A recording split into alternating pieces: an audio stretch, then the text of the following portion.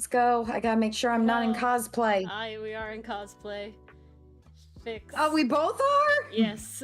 Shit! I was making tea. I fixed it. Oh, We're no. fixed. We're fixed. We're fixed. It's good. We're fixed? We're fixed. Nice. Hello, everyone.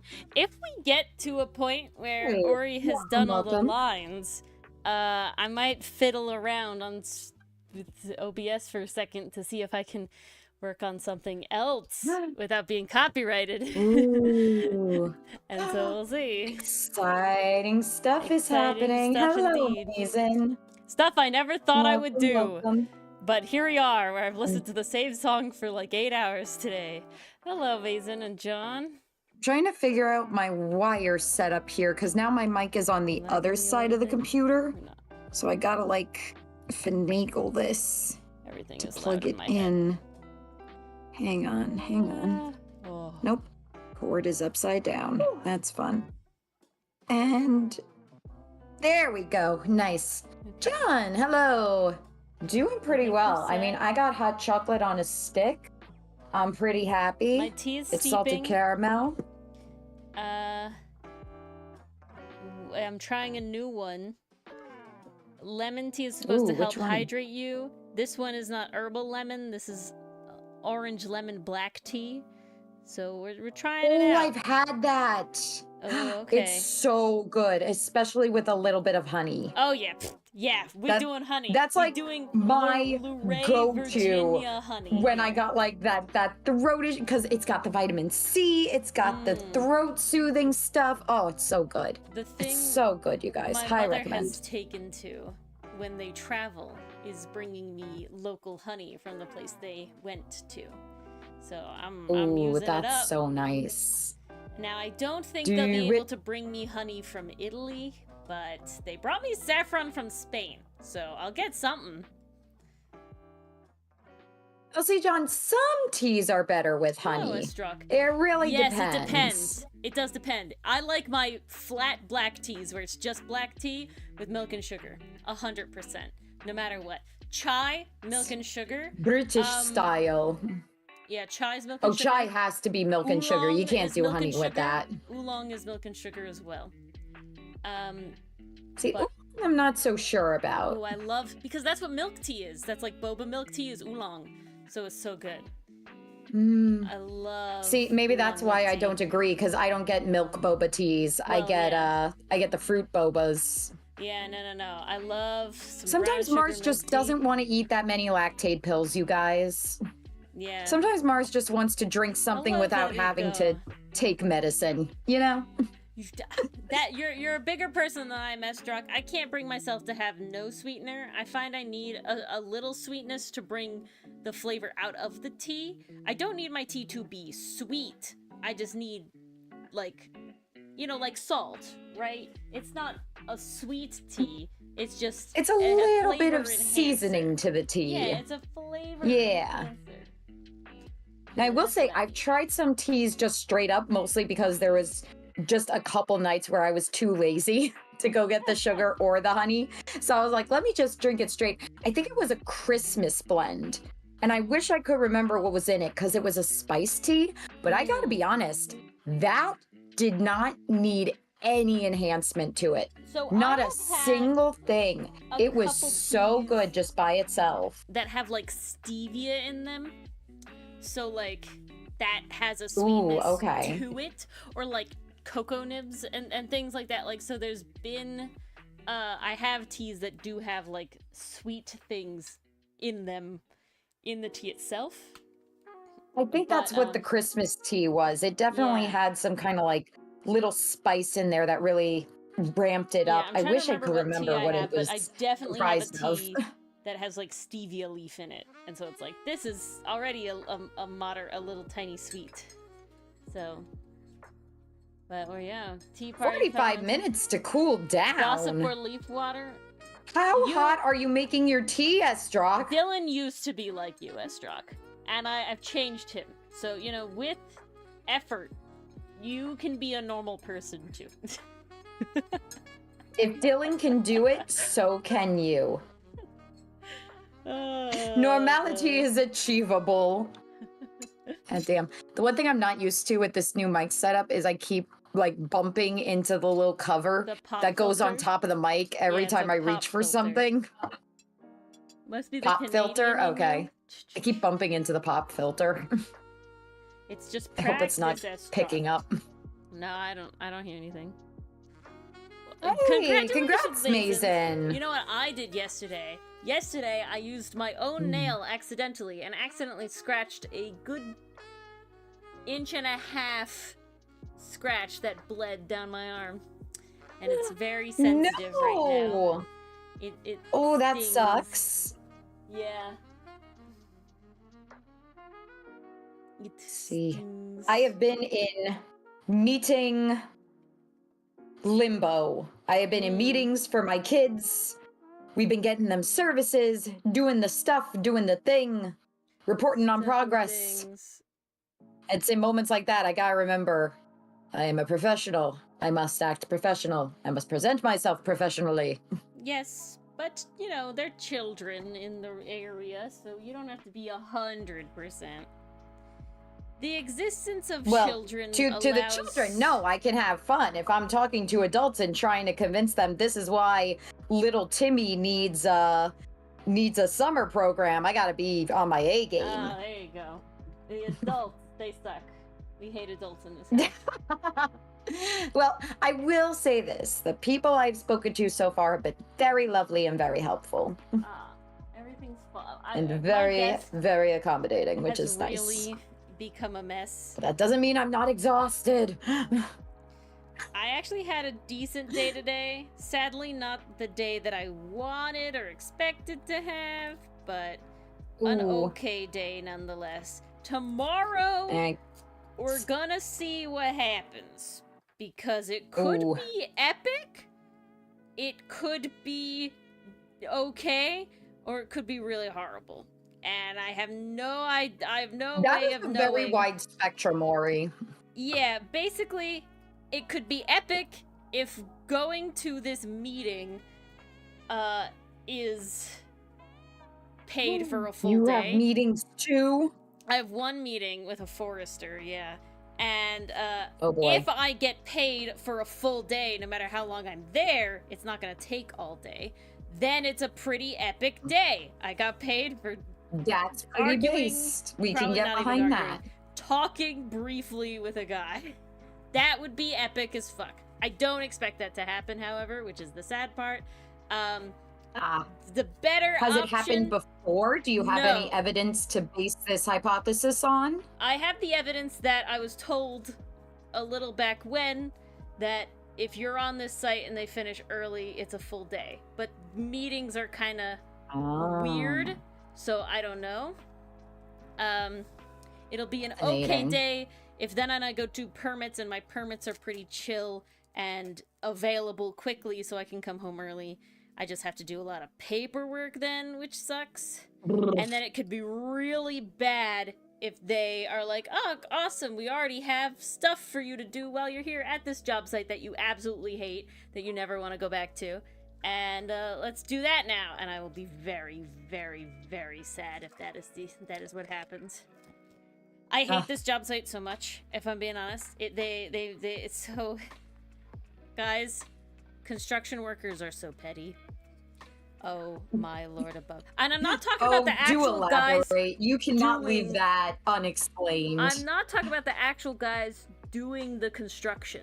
They're chill, they're fine. They like the chisme just as much as the next guy, alright? They stop work when the tea is spilling as we speak. Okay? But we stand. Them These higher are bros. ups, they're petty, man. Oh my god. So I'm at a site where they are building a whole new apartment building, basically. Okay, that's what they're doing. There is nothing on this site. They have to prepare the earth for the building and then build the building. Okay, so that's the whole thing. There are trees that are remaining at the property that needed to be pruned out of the way so that a big pile driver can drive the piles for said foundation of said building. Okay? That was what I was there for. And then I was there because they had to hand dig a section to expose to see if there were any roots there before they could actually dig with the machine to lay the entire foundation. Oh, that must have been hell.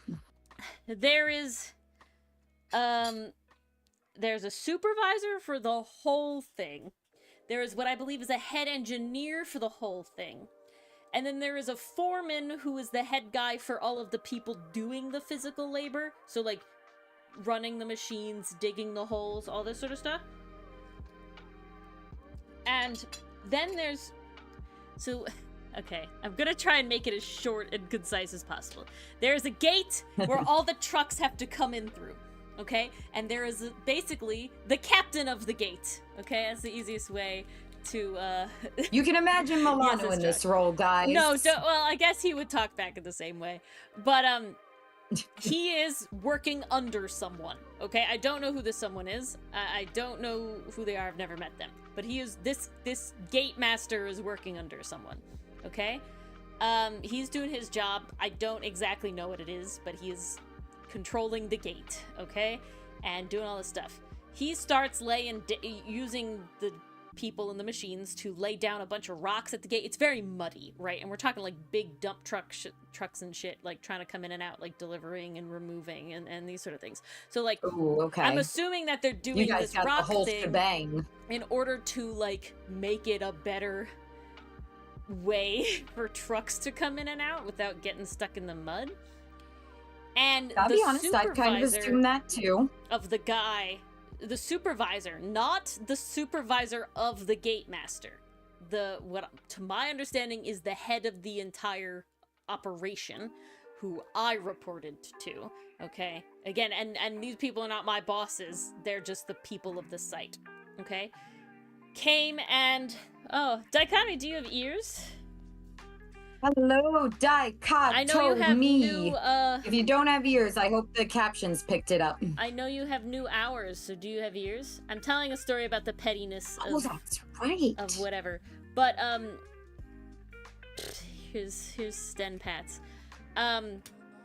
So, big supervisor, I'm gonna say area supervisor, okay? He comes over yelling, screaming, bitching immediately upon at Gate Master, okay? Gate Master. That's always a fun time. He's like, what are you doing? I told you not to do this and whatever. And Gate Master's like, hey man, my boss, who to my understanding is at the same level in the hierarchy as area supervisor, told me to do it. He's the one that pays my checks, right? He told me to do it. You take it up with him, right? You take it up with him. And he's being very calm. Gate Master, fucking MVP, man. Gate Master being very calm. My whole crew digging the holes, like they literally stop and they're just looking, they're just listening to the show. And like, oh my god, what's area going on over here? is just bitching and screaming and making a scene and this whole thing. Wow. And Gate Master is just like, okay, so I can imagine Milano Milano versus Everett, basically. Yeah. Take it up with my boss, you know? Nope, he's the one, you know, that told me to do it. He's the whatever. You know, you yell at him, not me. Don't talk to me like this, right? Good for him for standing up for himself. Captures aren't working. Oh no. Oh no! Tell Dichotomy to refresh.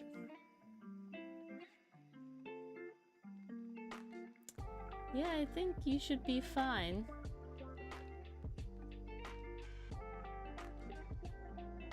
I would refresh.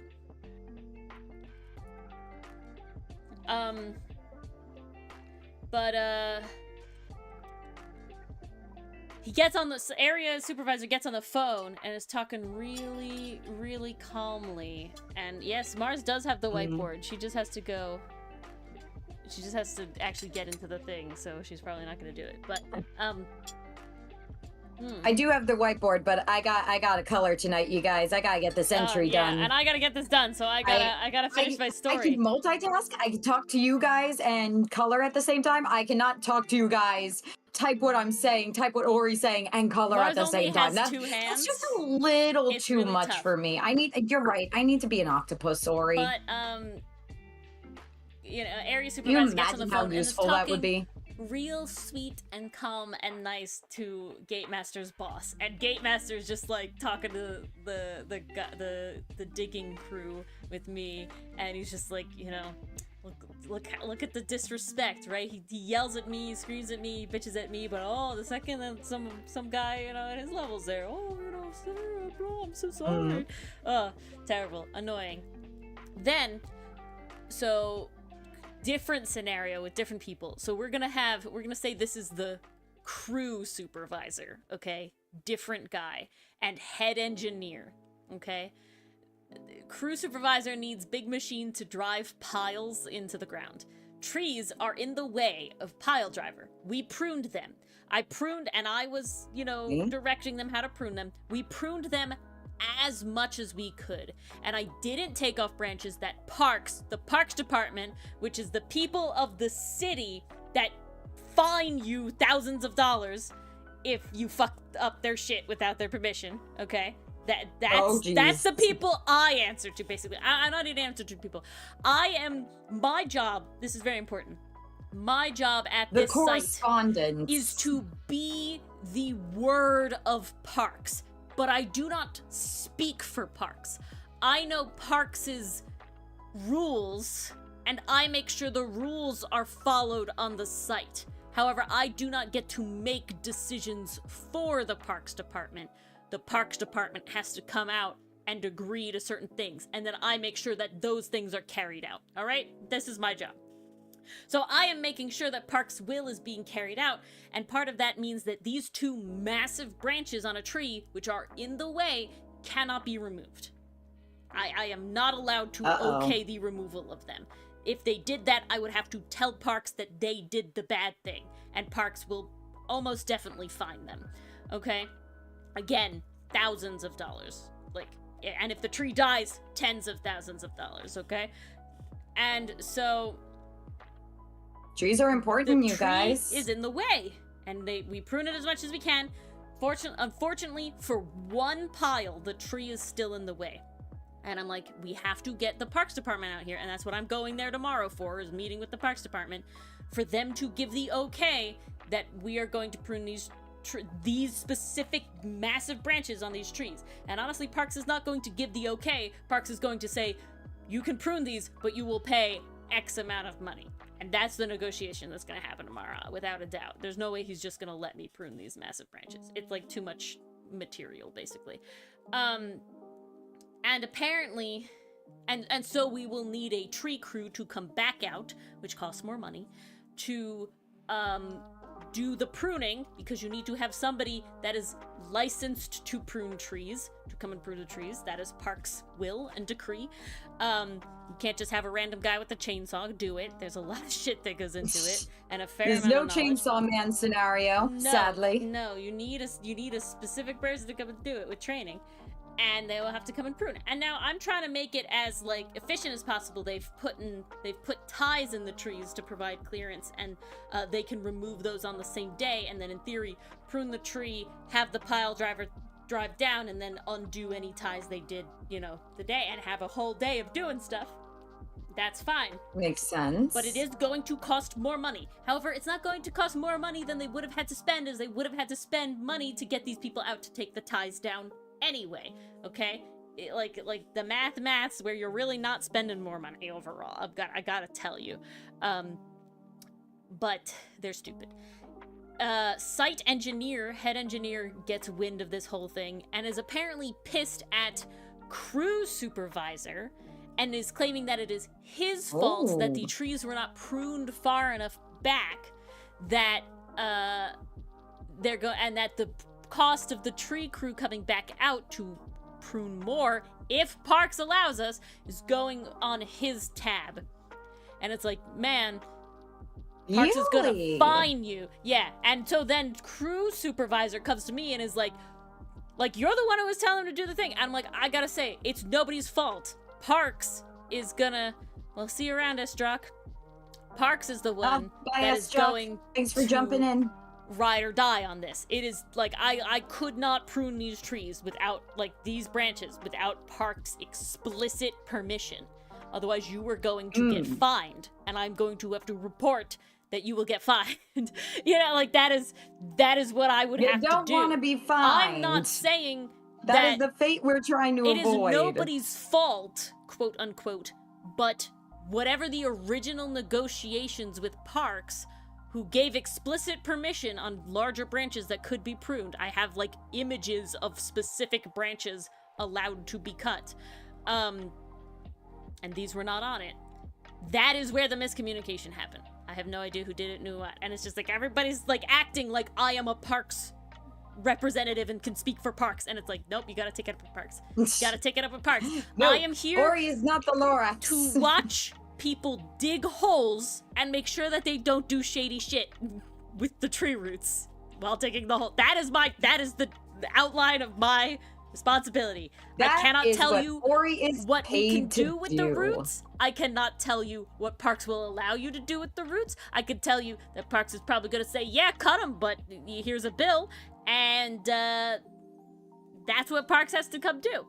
That is not my job. And here we are. So that was my day. Here we are. And that is why tomorrow could make or break my week. Oh, we shall no. see. Well, I'm hoping for the best, because if that happens on a Wednesday, that's just a major oof. I'm trying really hard major oof to not have to come back to this job site ever again.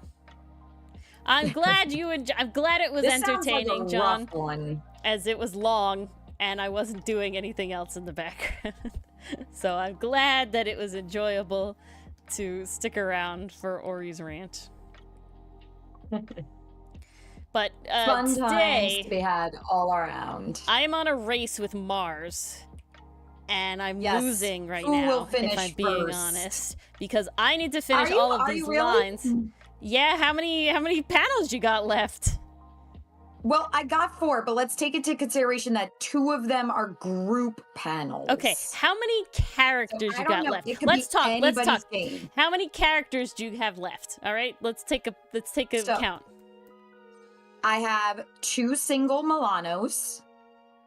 I have a group panel consisting of Ferrex, Aster from the back, so that does make a difference. Hotson facing front, and Milano facing the back, so that's the 3rd panel.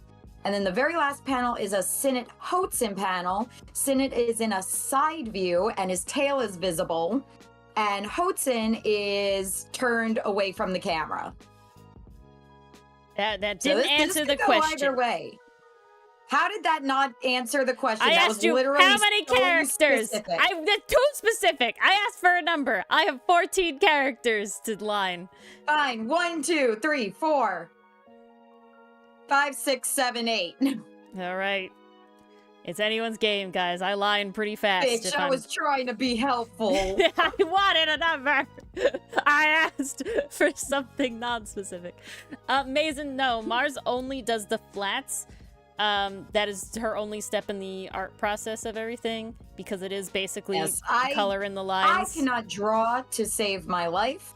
If you ever want to see my attempts at drawing, Ori and I did a role reversal on the first Outcast anniversary, where Ori got to write a script and I got to draw for the comic. Mm-hmm. Not the actual comic. It was just a little spin-off thing. Pastry puff. That's what it is. Honestly, Ori, one day we should post that as hiatus content. Okay. Was it ever fully finished? I don't think we got it to fully finish. We're missing the problem. Speech bubbles. Okay, yeah, We're that's what you have to speech do. Bubbles. Because that's your part too in role reversal. That's right. I gotta do the speech bubbles. My part is over a long time ago. You know what? When we hit the next hiatus, I shall do that. There you go. But no, Mason, I do not do rendering. And this is no offense to Mars, I just think it's funny. Mars has multiple times, I believe, talked about how she just could never understand that you draw the light source and then it hits the places that it should. And she gets irrationally angry about that explanation. Here's the thing. It did make sense to me. But when I was doing it like pen and paper, you know, you're in art class, 7th grade, 6th grade, it never looked like how it should. And it always drove me crazy because I'm like, I'm pressing dark I'm pressing hard in the spots that should be dark, and I'm pressing light in the spots that should be light. Why does it look like shit? And guys, here's the thing. Okay, how to phrase this. I do like learning. I do like taking in new information and trying new things. I think I'm similar to Ori in this regard, in that I don't like the stages where, because I am new, I will inevitably suck. Yeah, it's bad. I want to be good. I need to be right out okay. the gate. I need to be sorry. acceptable at a level of acceptability at the beginning. It needs to be acceptable to me, right? Acceptable to me. Because if I'm watching all my classmates around me, like doing this light shadow on the sphere and the apples, and you got this one like artsy kid in the corner whose thing looks like Pablo Picasso, and mine looks like a kindergartner did it. I'm like, why can't I make mine look like that? I'm literally doing the exact same thing he's doing. What am I doing? It just myself that it drove hard. me crazy. If there's like the artsy kid, I couldn't wrap my head around it. If there's like an artsy kid and I'm worse than them, I'm okay. But I have to be at least on par or slightly better than the majority. Right? Average or above. Right? If I'm near the bottom, it's very discouraging.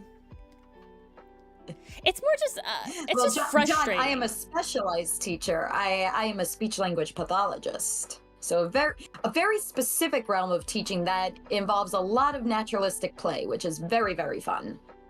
But yeah, guys, Mars gets to play with children with intention. That's her job. Yes. Play with a purpose. Mars gets to do Bluey on a daily basis.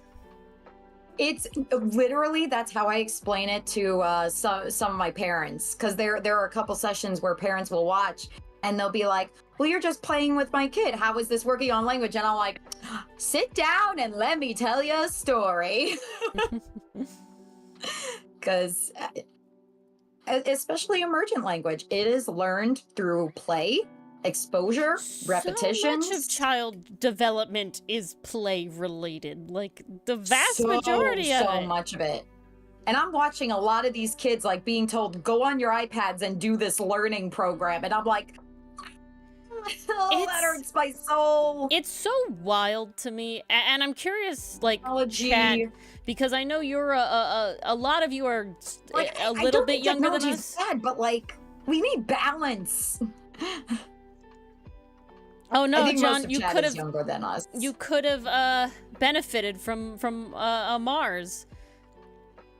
But my big thing is so I think most of chat is slightly younger than us, not too super younger than us, but I find it very interesting where and this is the better term I find is where Zennials, the microgen between millennials and Gen Z. And the reason that I think that is the best way to describe this is because like there is a lot of millennial stuff that I relate to in the middle of that tech boom. But then there is like a lot of stuff where it's like Gen Z being like, oh, we never had this, or like I don't know what a cassette or tape or like a VHS tape is, and it was like, okay, that was a large part of my childhood. Like, I don't know, like, we're in, like, a weird... That was a massive part of my childhood. Gen Z. Like, the cutoff, no matter what, includes us almost all the time, except the weird ones that go to 2000, which is very rare. Don't relate. But no. See, the thing is, I relate very well to my two younger cousins. I have two younger cousins that are about your age, Mason. One's a little older. I think one's just about your age.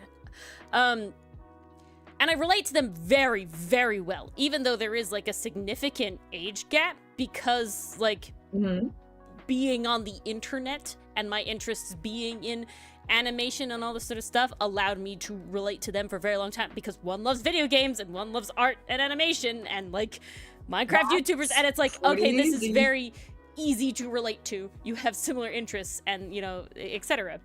It's not an age for that. But they had technology their whole lives. And I don't think about that. I don't, like, think about that very hard, right? Where having a computer, my first experience with a computer was when I was 3, was with Windows 1998. and it was putting Oh, man. like a, you know, and you had to put the CD into the computer to upload the game, and then you had to have the CD in the thing to run the game. Okay, and I was playing Nancy Drew, and when I sit down hard and think about it, the graphics are like absolute dog shit, right? Like, but you don't realize that, right? And you don't think about it. It was like the coolest thing. Yeah, and you don't think about it that hard. But so in my mind, I've always been, you know, on the computer, right? Like, because from 3, but it was like, I wasn't on the internet at 3. I don't think I was really on the internet, but I played Webkins, right? That's a child space. You know, Club Penguin, that was a child space. You don't have that shit anymore, really. Pop Tropica. Oh, Pop Tropica. Pop Tropica. Oh, and then I unlocked a core memory with that one. Yeah, Pop Tropica was big. That was like, I would play that by myself, and then I would go to my friend's house, and we would play it like, you know, one would watch and stuff, like that sort of thing. See, that was a big thing as well. There's very little co-op games, so a lot of you playing games together, so you were just kind of like sitting on a computer friend. where somebody else is playing the game, and you're watching them. And like, so or basically like very similar to what we do with back stream. Very similar to how we stream. Technically, when you sit down and think about it. Yes, cool math games. Cool math games is big. All those sort of like kid, you know. Was cool math games the one where you had the band and they were in the van and traveling around? And I think it was that was always one like, of them, yeah. I could never get past the freaking gas station minigame. That drove me nuts. I think that is one of them. So many grievances from my childhood. In my mind, the internet has been a very core part of my growing up, you know, like I was on YouTube, you know, at the early days of YouTube. Like, I got on Facebook before I legally should have, right, to play Farmville. That's a very like universal sort of like experience was being allowed to go on make a Facebook solely to play things like Farmville and stuff, right, and Cafe World and all this sort of things. And I vividly like remember those times and doing that, and like Facebook being like the only social media. You know, I was never MySpace. I wasn't old, you know, I wasn't around for MySpace. When I was old enough to be cognizant of things, Facebook just came out, and so my parents were using that and thought that was super cool and everything like that. So like a big part in my head is like having technology, the Wii, the like Game Boy Advance SP, you know, all this sort of stuff. But the DS. Then you sit there and you think watching about the 3DS come out. That was wild. Watching the DS come out, the DSi, the 3DS, all this sort of stuff. But then you have, you know, Gen Alpha, like the people Mars are teaching, and they've grown up the whole time with this level of the internet. They have grown up with a iPad. And it's just a very weird thing. But see, the difference is not the... These are little preschoolers. And sometimes they get a hold of my phone because, you know, we're doing some flashcards or we're doing boom cards on either my iPad or phone. They take my phone, and I swear to God, it's like watching a mini adult. The way they swipe, the way they scroll, the way they know exactly how to navigate this thing. I don't think help that the phone just like itself is a problem. I don't think the iPad is a self. I think having the internet with social media is the problem. And hear me out. I had like handhold games from a very young age. You know, the Wii was like from very young. Like I said, Game Boy Advance SP, very young where I was playing like Ariel, you know, like Disney game was like a very simple game. You know, I had before that this, I can't remember. For me, it was Madagascar. But it was like on PS. a child handheld gaming system where you like played these games. You like went to school and it taught you how to, like, it was a handheld gaming system with a screen and everything, and it could flip back and forth if you were left-handed or right-handed. It was very interesting. But I had that for like my whole life, had this technology, but they were not connected to the internet. I couldn't go on social media and talk with other people through the internet until I was like 11, I think is when Facebook really happened. 11. Because I know I wasn't 13 It was right yet. around that time, It was like 11 or 12. Because I think that's when everyone started like because that's when like the terms following, liking kind of came into our zeitgeist. Yeah. And I you think know, those obviously entered our YouTube and things vocabulary happen. around that But time. so it's very interesting where it's like it's really not having the phone. It's having the phone that has access to things like YouTube and Twitter and, you know, like social media. The wider right? world. Because if you give a child a phone and they go and play solitaire, who the fuck cares, right? If you give a child a phone and they play like Block Blast or whatever, like that's just a game, you know, like who cares? Chill. Right? That's whatever. But it's the, and then they're going on YouTube. But then I got a little preschooler have... asking if I could turn on a clip from Scream, and I'm just like, that is the weird stuff. We're not doing that, buddy. That's the weird part of it, right? That's what's or one of my kids loves wrestlers, and like we've changed it where now like we just play the theme songs. He likes to listen to the theme song at the end of his sessions. I was like, that's chill, that's okay, that's fine, it's just music, there's no like words or anything. But like before he was like, can we watch the wrestlers? I'm like, that's a little violent, we're not gonna do that. If you want to watch that at home, go crazy, but I will not be the one showing you that. Yeah, that needs explicit parental permission. Yeah. But yeah, it's just a wild thing I was thinking about, because I always considered myself like, yeah, grew up with the internet, right? But we grew up as the internet grew up with the internet. We grew up as the internet grew up. We grew up as more tech came into our lives. So we were like right in that sweet spot between the technology boom, which was crazy. Cool benefit to this. It does look like, to my understanding, some research has shown that Gen Z is the first generation to seem to be really adaptable to all the new stuff happening overall, because so much came out like as we grew up in our lifetime. And you know how like old people get like stuck in their ways and all this sort of stuff, and you know, like unable to really get into a lot of stuff. Obviously there's exceptions, but you know, like it's a very common, you know, stereotype for a reason. And it seems like Gen Z is leaning towards the way of like, nah, we're just kind of ready for anything. We're chill. Because that's what happened. Well, it's like, yeah.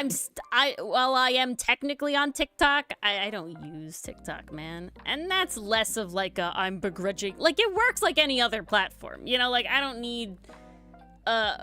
it's not like I don't understand TikTok, right? It's just like I don't want to. It's just a matter of preference at that point. Oh no, Pastry Puff. And I find so many of my favorite artists elsewhere. That's cut off. Oh, that was a really funny experience I had. And there's this, that's a bad one. Story from Pastry Puff. No, Pastry Puff. Oh God. Oh God. Oh God. No. Oh, God. See, that is a problem, and I agree. This is an overarching huge thing. problem. And where that's kids' spaces a big disappearing. With, like, well, not even that, but there's like people encroaching on kids' spaces. Like you'll find there's like Frozen stuff, there's Bluey stuff, there's Peppa Pig stuff, but people like take the content and then like twist it into something that's really not appropriate. And kids end up on those spaces because it's like, oh, Peppa Pig, I recognize that. And then next thing you know, you're watching something like they really should not be watching. But the problem is not having spaces like Club Penguin and Webkins and all this sort of stuff where it's like, this is for children and children only, and it's highly moderated and doing whatever. Or if adults were using it, it was very heavily monitored and you could only say certain things. Yeah, no. You didn't have free type-in chat. It was highly monitored, you know. You were interacting in like a moving your character around bopping sort of way. You know, like it was very, very monitored. And it's just like that's what I feel is really missing, man. That just reminded me of a story, because there was an online space. I'm gonna have to stop drawing because I gotta full on tell this one. Good. I can catch up. Yes. Ori's gotten what she's wished. But yeah, we distract Mars. I think it was either middle school or high school. I got really into a site. I think it was called Our World. There were two versions of it. There was Our World, which was like a futuristic, like live your life simulator, like dress your character however you want. You can work in a diner, you could do this, you could do that. So that was my space because I was like, oh, this is kind of fun. It's a little more like adult feeling than like Webkins, or at that point I think we'd lost Club Penguin. So I didn't really have that anymore. No, Club Penguin and you're playing with like teenage avatars, and there were like dance mini games and stuff like that. Oh man, this is why you should not allow teenagers to have free chat. No, Mars, you were in college when Club Penguin shut down. Really? 2017, oh, so Club Penguin, man. Maybe I just stopped playing it. Yeah, 2017. Maybe I just stopped playing it then. Why did I feel like it shut down earlier? Ooh, Club Penguin returned in October of 2024. Oh, really? Seems so. I wonder how it went. I thought they did a revival a couple years ago and it didn't work out. So it says it closed in March of 2017, and then there was something where it said that it came back in October 2024. Stop giving me link click stuff. I say you look wrong. Go away. Yeah. Minus AI. 2017. Really? Yeah. Huh. I thought it was a lot sooner. Nope. You don't Oh, talk about Club Penguin Island. That was the failed one. Okay. I see. I knew there was one. I knew there was at least one. But guys, this is why you don't give teenagers a free chat option in online games or online MMOs. Because this is how I got my first internet boyfriend. Oh no. And oh god, it was so cringe. It was so cringe. You're just like chatting with an avatar and all of a sudden he's like, I like you, and like me just being, you know, a person online, not having any experience with that. Like my experience was Webkins and being like, you're my friend in the little like chat option box. I was just like, haha, yeah, me too. So you know, they're like, let's decorate the house to look like a wedding room. I'm like, oh god, it's so cringe talking about it now. I think the funniest part, so there were different emotes you could do in Our World. You could do like a little dancing emote. You could do like a cheering emote, clapping. You get the idea. And at one point, my online boyfriend goes, do you want to kiss? And I'm thinking to myself, oh, there's a kissing emote? So I type in chat, how do you kiss? And stand here. Now, the avatars had a little tracker where if you move the mouse around them, they'll like turn to face that direction. So I stood, had my character face the screen. His character stood in front of me, turned to face away from the camera, and then he just types back, this is kissing. Like, our avatars are just standing in front of each other. Oh god. And then he tells me, you have to type heart, that's how you kiss. I'm like, okay. Guys, this is crucial information that everyone should know. They don't teach you this stuff in health class. They don't. This is important to know. You have to type heart to kiss. If you don't, it doesn't count. Yeah, stacked. Honestly, it was really funny because all the people I friended on there were like, here's my online boyfriend. They're like married couple. They pretended they lived in each other's homes. God, we were so cringe. Yeah, he did think he ate. He thought he ate. Lore of Mars for a reason. Yeah, look at all this Mars lore, guys. Yeah, right? You never thought you'd hear about my wild internet days, you guys. Exactly, exactly, Astruck. But I spent so much time in that game, and the things I loved doing the most, I love the dance minigame. That was just like basically DDR with arrow keys. Very fun, really enjoyed that. And then I also loved working in the diner, serving burgers to everybody. and I loved working in the cafe because I'd take my little avatar, I'd change her outfit to like what I considered the cafe outfit. And then I'd click on the counter and they'd be like, "Do you want to work for 30 minutes?" And I was like, "Yes, I'd love to serve coffee." And you could earn in-game currency doing that. Who would know that But I was like, Mars would that was hate all I retail in wanted the to future? do. I wanted my Cafe AU early, guys. This was the start of Cafe Mars, AU. have you heard about the dress up Nikki like open world game? Oh, yes, I have. That sounds Yeah. like you would like it. Maybe. I've Infinity definitely seen Nikki, clips thank of you. it. Oh, Infinity. Oh, I thought you were talking about the other dress up game, Infinity Nikki. It's called Infinity That Nikki, one and I've heard of. it's like a it's like, you know, open world like RPG sort of thing, and you get like you collect different outfits that give you different abilities, so you change your I have outfits to do, honestly and you had can like my pet eye on the that game dog. for a very long time. Yeah, it looks really up These your are the alley. two games I got my eye on. I got my eye on Infinity Nikki, and I got my eye on Metaphor because Atlas, please. My Persona people, please. please give me medieval Persona, please and thank you. I feel like any OCs can be put into AU's Mazen. It can totally work, Mason. I mean, an AU is just it stands for alternate timeline. universe. Yeah, so I mean, different is happening in they're that middle universe. school, right? Is that remembering correctly? They're middle school, I think, right?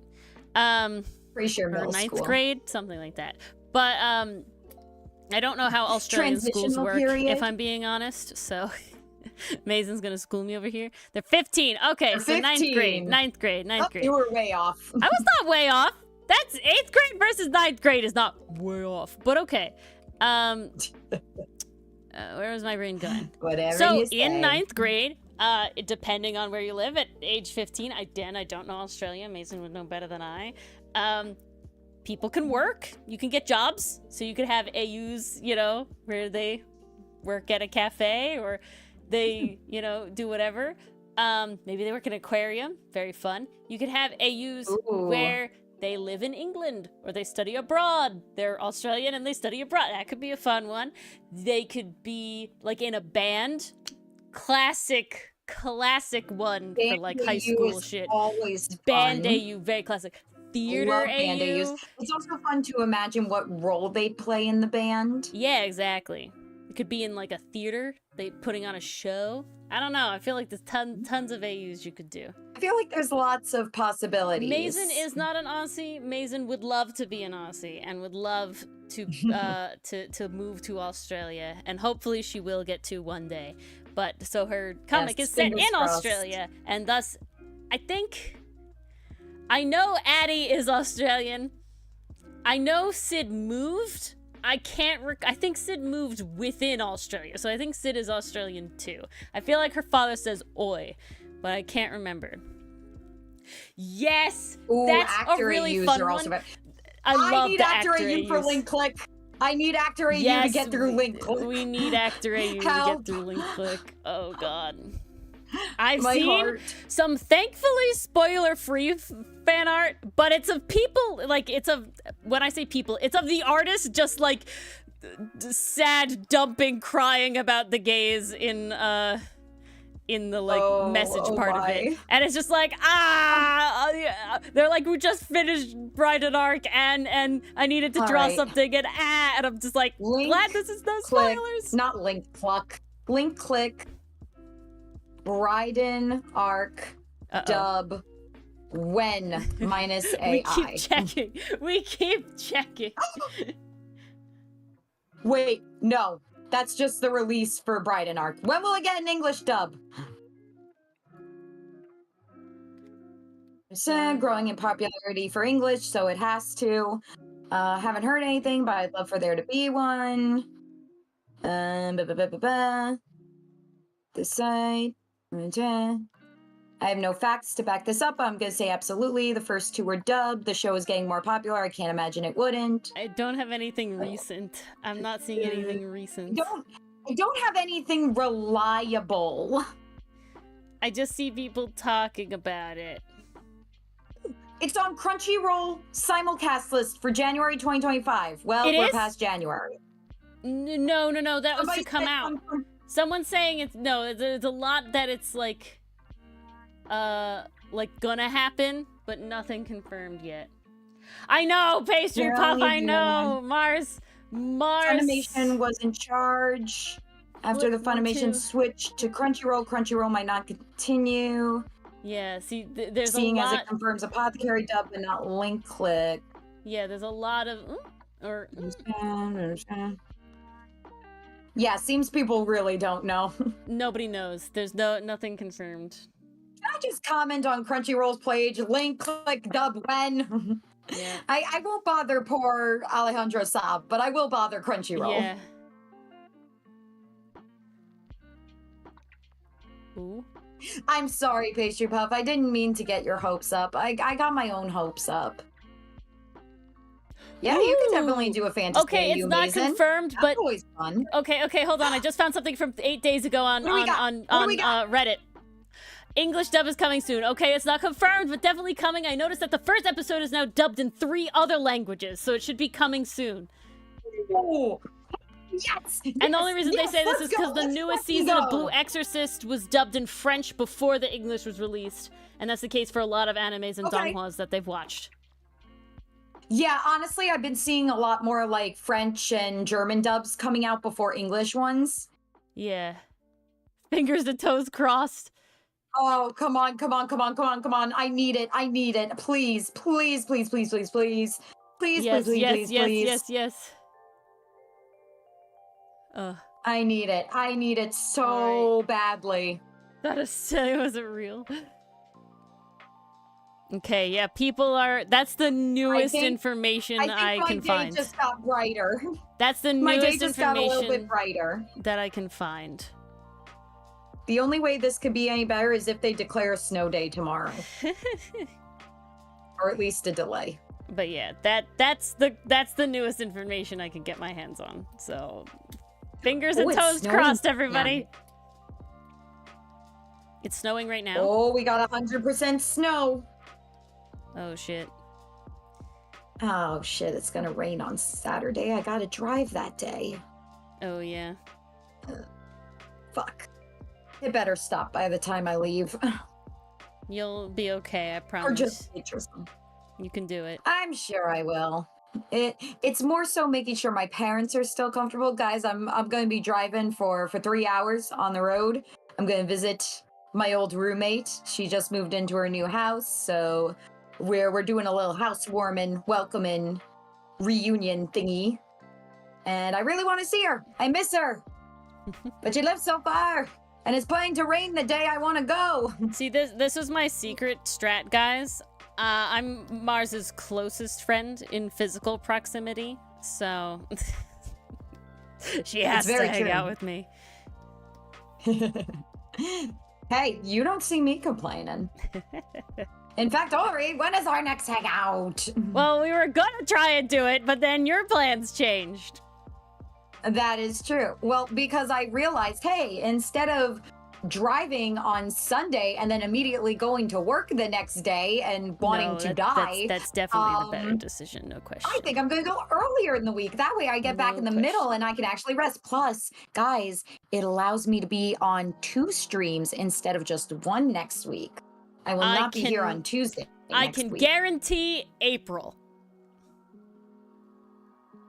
Based.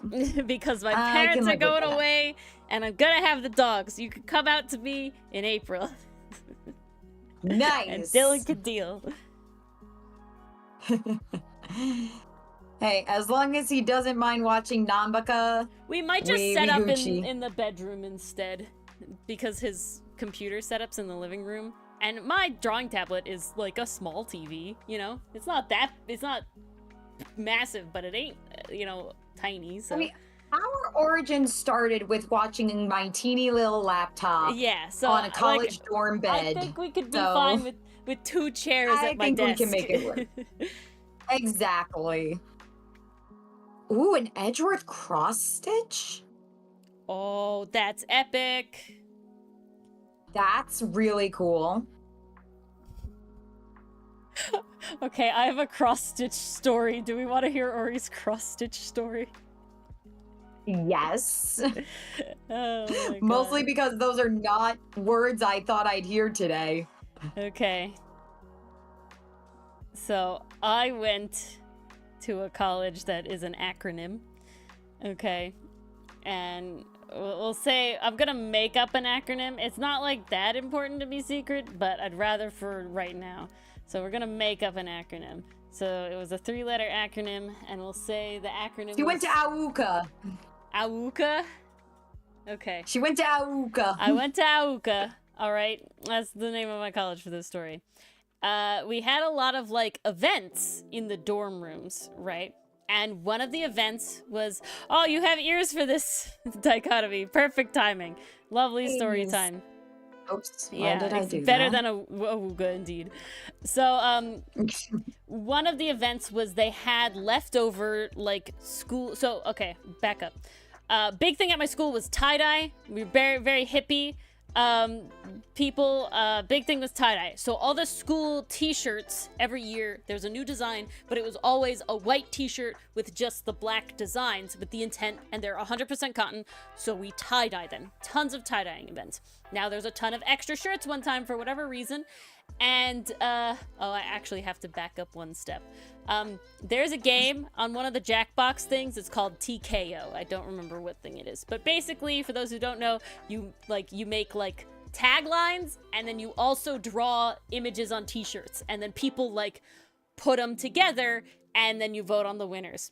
Okay? The first time I ever played this game, It's very fun, the winner very chaotic. was somebody had drawn the Awuka, like, acronym on the shirt with like little hearts and stuff, and then the pairing line that went with it was "Get me there, daddy." So it was Awuka, "Get me there, daddy," and that was the one that won. And a lot of us were very, very close because you can order the t-shirt design. You could like buy the t-shirt from the game. We were very close. We didn't though. Okay, fast forward in time. There was an event where instead of doing tie-dye on the shirts, we were painting with fabric paint on the t-shirts. So I made one of the shirts Awuka based, because we all have pictures of this t-shirt. Oh yeah, I'd love to see it as drunk.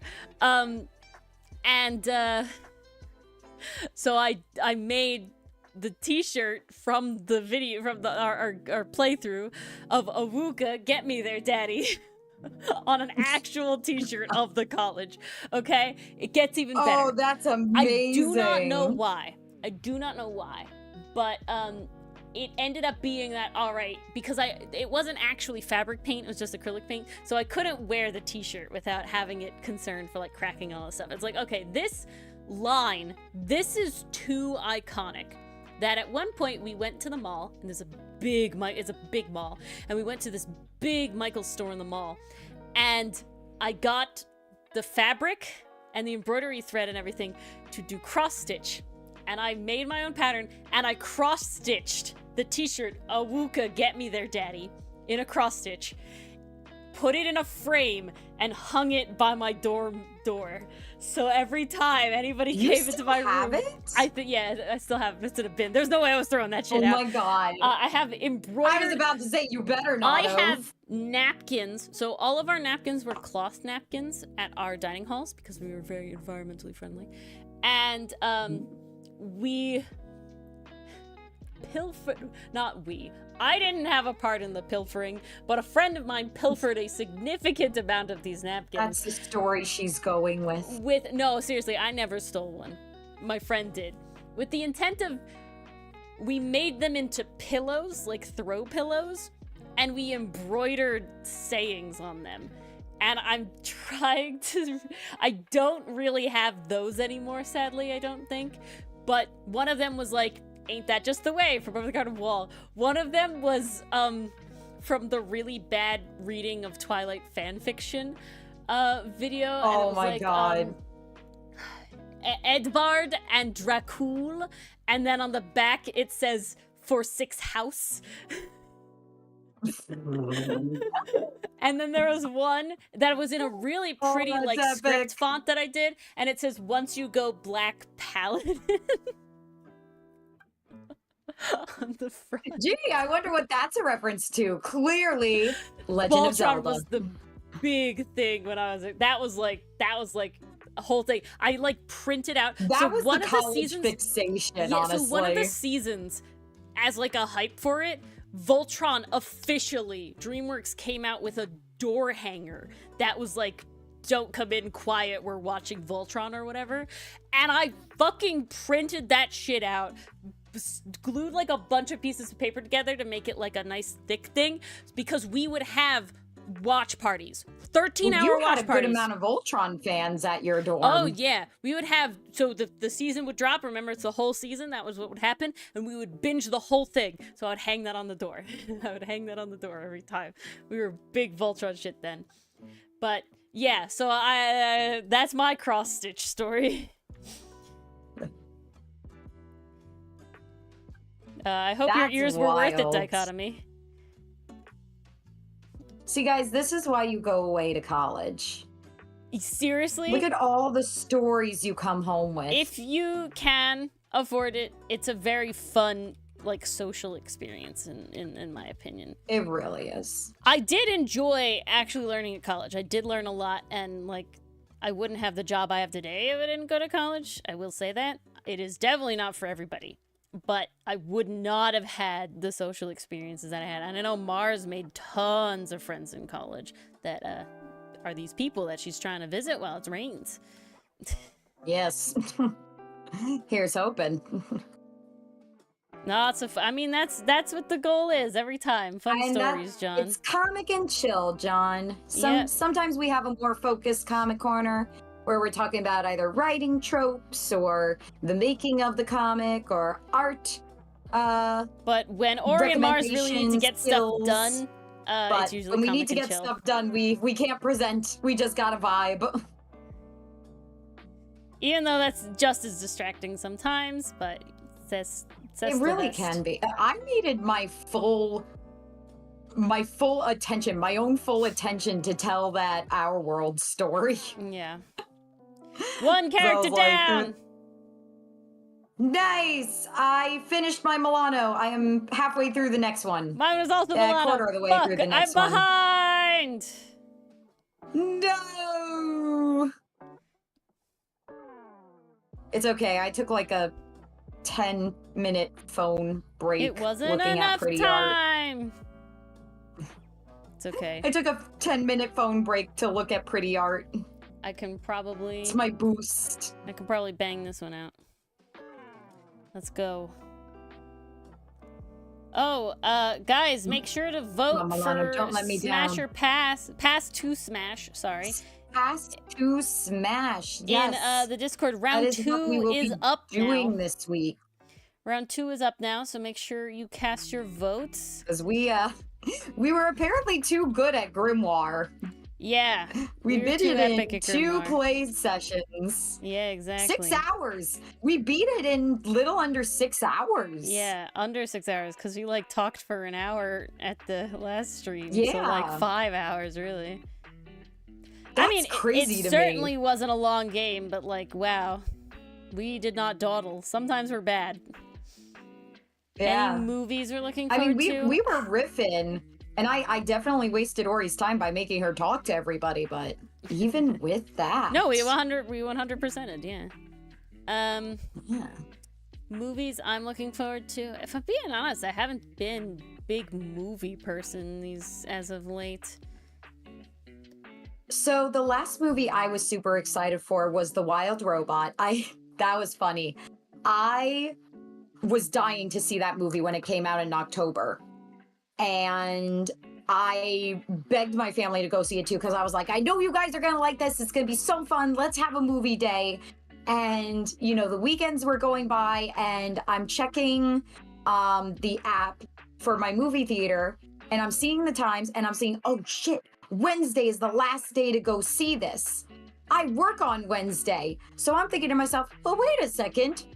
What rule says I can't go see a movie at night after work. Who says I need to wait till the weekend? So I bought 4 tickets. I told my parents, hey, here's what we're doing on Wednesday. Hope you're right. And they were like, really? On a school night? Like, yeah, I'm an adult. we're doing this. We're going to see this movie. These are the tickets I bought, and we are all going. So I worked that day. I worked from 9:30 till 5:30. And as soon as I saw my last kid, as soon as I said goodbye to my parents, I packed up. I ran out that door, ran to my car because I left at 5:30. The movie was going to start at 6:30. So I was like 20 minutes away from my home. I had to book it because from there, we were all going to get in my dad's car and drive there together. So I'm like, I'm in the left lane. I'm booking. I'm still within the speed limit, I promise. But I'm definitely booking it. I am not Dichotomy, sadly. It's a lot of work. We did get home in time to go see it. And that was a really good experience. Really loved that. The movie I got hyped for after that was Sonic 3. Because in middle school and high school, I was definitely a Sonic fan for sure. Still am. I remember one of yous in chat asked me what my favorite soundtrack was, and now I'm listening to said favorite soundtrack, and it is giving me life, which is great. So yes, The Wild Robot, Sonic 3. My brother was really excited for Dogman. And I'm not sure if it's still in theaters because I haven't taken him to see it yet. I think it might be at theaters. We might have missed that one. I think we'll just have to go to stream for that. But the last movie that I was excited to go to see in the theater was Mission Impossible 7 Dead Reckoning Part 1. It's still airing. Nice. Which was okay. Similar to Mars' story, where I was like looking and then it's like, oh no, this is like the last week. And it's like, what? It's been out for like 2 weeks. And you're telling me this is the last week it's like airing? Like, oh my God, parents, we need to fucking go. And it turned out really hilariously. It turned out completely on accident. We went to see it on the day that the Barbie movie and Oppenheimer aired. So we showed up and we went there and it's like everybody's in pink and there's like all the Barbie stuff happening and all that sort of stuff. And I just, because my favorite color is pink, I just happened to wear pink. And so I was fully in pink. You walk up to the counter and they're like, let me guess, 3 tickets for the Barbie movie? So but it was really, really funny. And it was just like, oh, I look like I saw the Barbie movie. Oh, hello. Rage Paint Games, how are you? How was Stardew? How was the Valley? Welcome. We're talking about movies. Hope everything's going well on your end. And Mars and I are racing. Someone was asking us about our most hyped movie. I'm losing the race. Yes. I need to pick up the pace. She's losing bad. I'm losing the race. Guys, let's see how well I can impersonate Sonic. You're too slow. It was just Larry. Yeah, I know. Okay, tell me Larry isn't just a deeper voice Sonic. Sonic would not do what Larry would do. No, he would never. I'm talking voice-wise. Oh, Sonic gives more Robin, I guess, in my that's, you know. Isn't that? See that. I can admittedly see that. Oh, crap. I forgot to wand this. Now I gotta be extra careful. Larry is very Sonic core. Yeah, so my brother has been very excited for Dogman. I definitely need to find a time where I can take him. I think this might be the last weekend though. Yep. And I'm going away this weekend. Uh-oh. So we might just have to watch that one on stream, unfortunately. Finish another one. But he's also excited for the Minecraft movie, so I think I'm gonna end up taking him to that one. There's no more Milanos. And my morbid curiosity just to see what I refuse. I refuse. Mess that's gonna be. Vehement refusal. I will not watch it.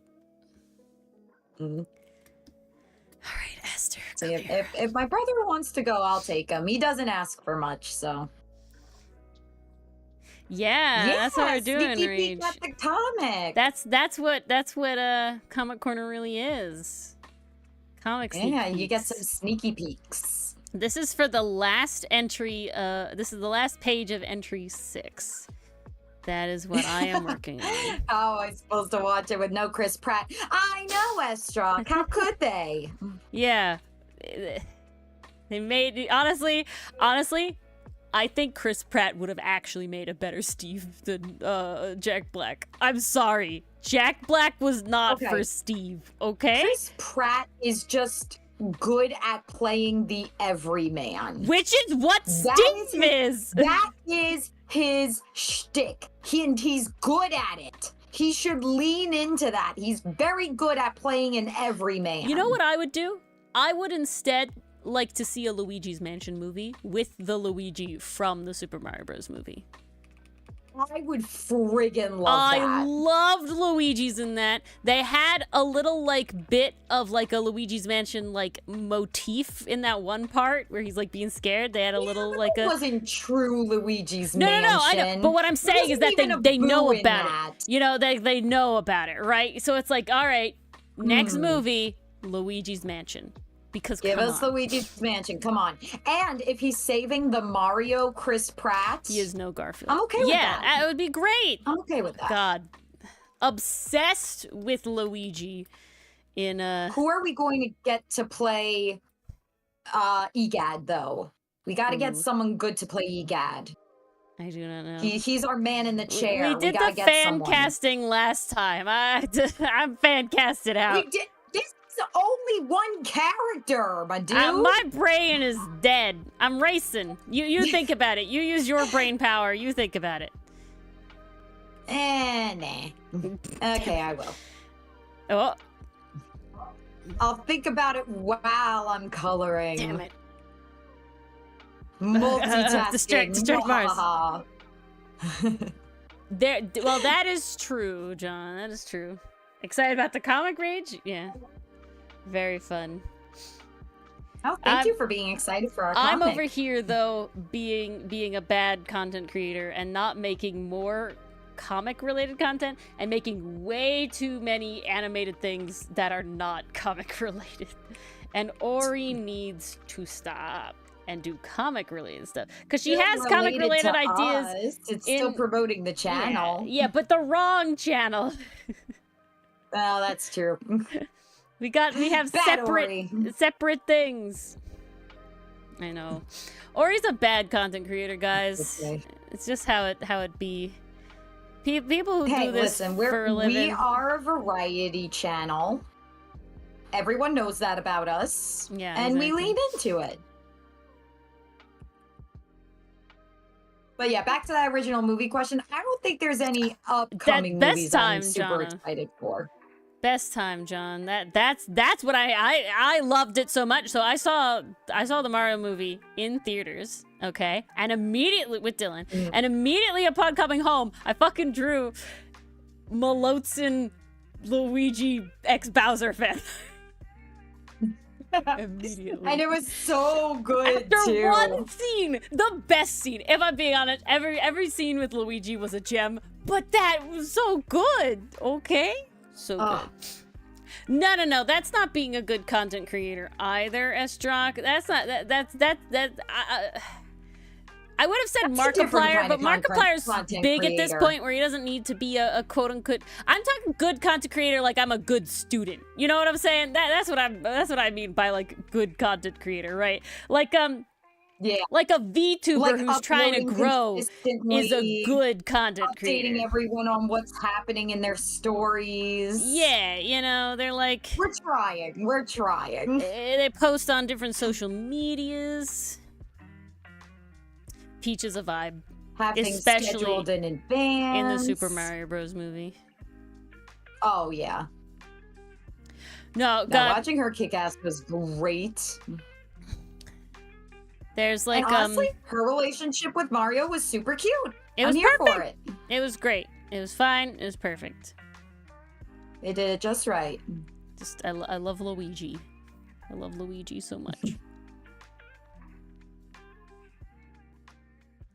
It's really funny that we mentioned this movie because we had some snow the other day, so we were stuck inside, and my brother picks that movie to watch because we got it for his birthday. So it's very fresh in my mind. It's certainly not as fresh in my mind. That's a bad thing. Because I've only seen it the one time, and that was when it was in theaters.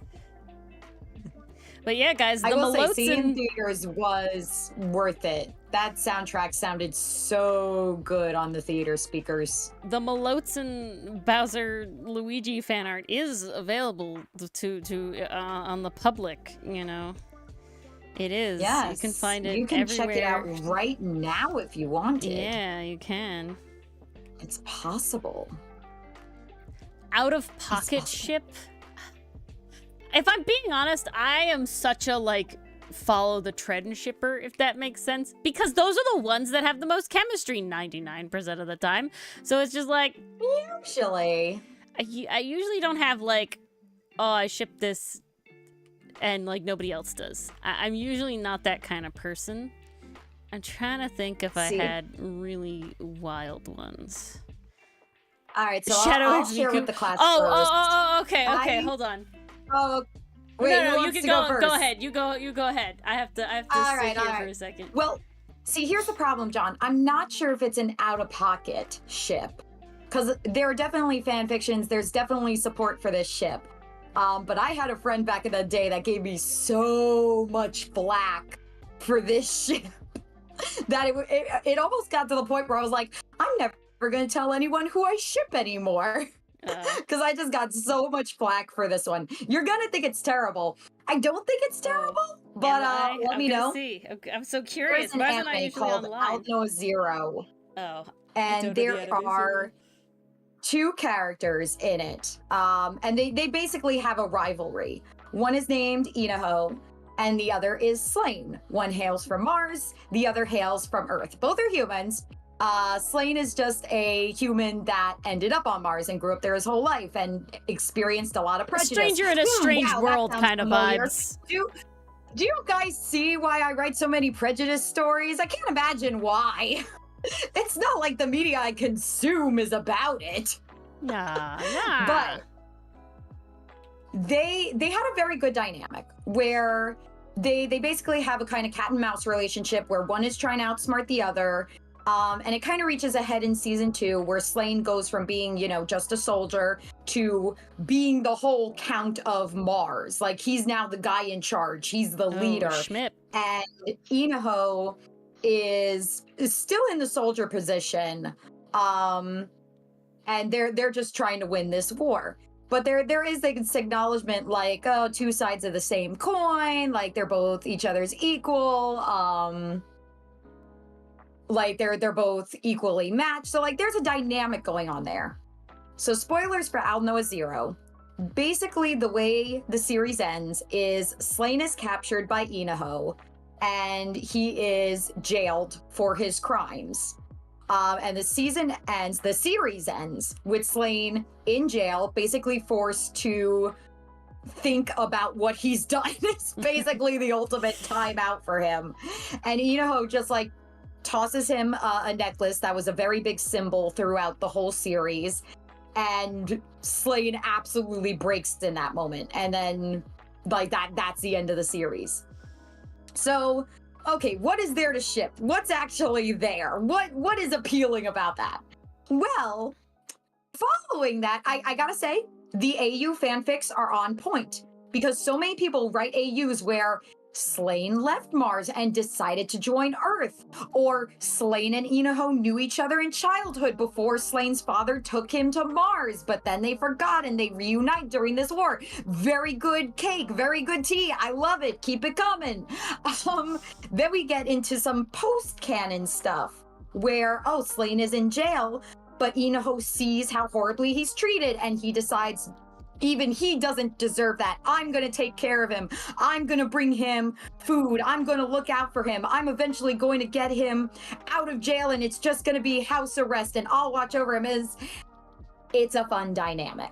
It's a very fun dynamic, and it very much appealed to me at the time. It still does. I'm not going to lie. I still seek out the old orange bat. That's their official title. fanfic from time to time because it's good. It's good shit. This is what I wanted Captive Prince to be, you guys.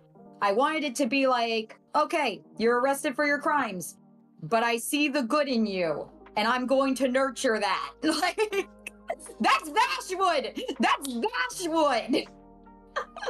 It is Vashwood. Oh, I can explain why I named myself Lore of Mars later. Because I want Ori to be able to share her part before this gets too out of hand. Yeah, I'm trying Hello, Enthuse. Like I said, I don't know if it's out of pocket because it is a pretty popular ship. That's what I'm saying. The only reason I say it's out of pocket is because I had a friend that gave me so much shit for it. Basically, so this friend and I, we loved Al Noah Zero. They were actually the ones who got me into it in the first place. And Inoho was my child. Like nowadays, I really love the characters who speak their mind and are very verbal about it. But back then, I was all about the quiet type, the people like thinking and you don't hear what they're thinking, but you can see what they're thinking. You can see the gears turning and then you see the plan play out. Still love that shit. Still so good. But Inoho was my favorite character. And this friend and I, they were very well versed in role playing. Not like crazy role playing, just like, hey, you be one character, I be the other, and we write a fan fiction together, basically. So we did that together. We actually did a couple for Inoho and Slane. And it was just very fun. It was really fun to do. I enjoyed it.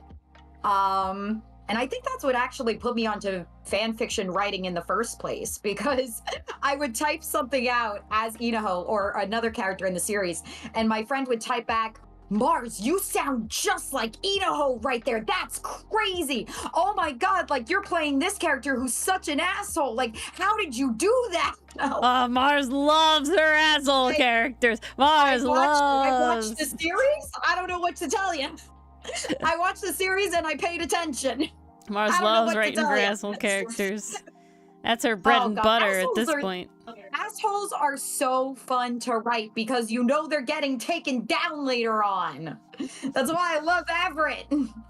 I love guys, making him act like a dick because he's going to get his comeuppance later, and Everett is coming up real soon, guys. And Mars is having a lovely time. I hope you guys hate him. I mean that sincerely. I hope you guys hate Everett. I know at least one person, Amy, is going to enjoy Everett. But, you know, he's hot. Oh, very much so. It's okay. He's meant to be hot. I don't not expect... Well, I don't want to smash him, Estra. I respect the hustle. No. Okay, but I don't want to smash him. See, there's a difference. Von Karma's writing, top tier, beautiful. It's fantastic. Dylan's acting of it, amazing, fantastic, top tier. Perfect. I love Manfred von Karma as the villain character that he is. He plays the role perfectly in both the writing of him and in Dylan's thing of it. It's great. Okay? Love it, love it, love it. He's a vile, horrific man, and I hate him. And he is ugly, and his evil has corrupted his soul. Hate, despise. Yes. So no, I would not smash. Thank you. He's a fucker, and I hate him. Yes. There's definitely a difference. But Everett, I wish to see suffer really bad, because then he can come around. He will. Then he can come around. He needs to suffer the most. He's got to learn his lesson. He's got to suffer before he can come around. Yeah. He's got to learn the error of his ways. Yeah, thank you, Estrak. Now,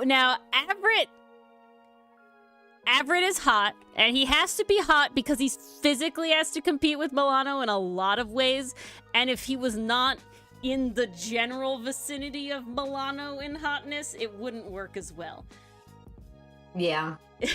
Beautiful, sad but true. Yeah. But yeah, I guess that would be my most... Oh, yeah, so the reason I call that out of pocket. So yeah, I role-played with this friend, and... like that was my first foray into like quote unquote fan fiction. But I did tell them, like, hey, I kind of ship Inaho and Slane. What do you think? And their response was like, oh my god, why do you ship that? This friend apparently was not well versed in the nuances of the internet. Is all I'm gonna say. Ori, I'm gonna text you the name of this friend. Yeah, I gotta know who it was. I think you know. I'm guessing. I'm guessing. I think they also didn't like that I was taking their baby Slane and being like, he belongs with Inaho. Yeah. They can help each other. They can support each other. Oh my god, that's amazing. That's the dynamic I like. That's the dynamic I like. When both characters grow from being around each other. That's the dynamic I want. Inaho has trouble expressing himself. Slane can help with that because he does express himself. Slane doesn't know how to love himself. Inaho can help with that. It's a good dynamic. It is a good dynamic. It's good soup. I don't know what to tell you. I don't. So I find it very difficult. Your turn to share with the floor, Ori. I don't know if I really have an out-of-pocket ship.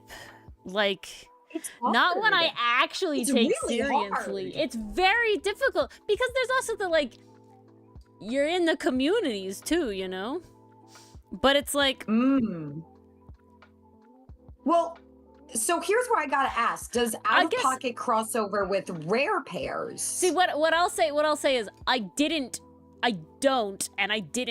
ship this, but I read a fan fiction that they were like a side couple, but it was like a fan fiction in the way where only the two main characters end up being.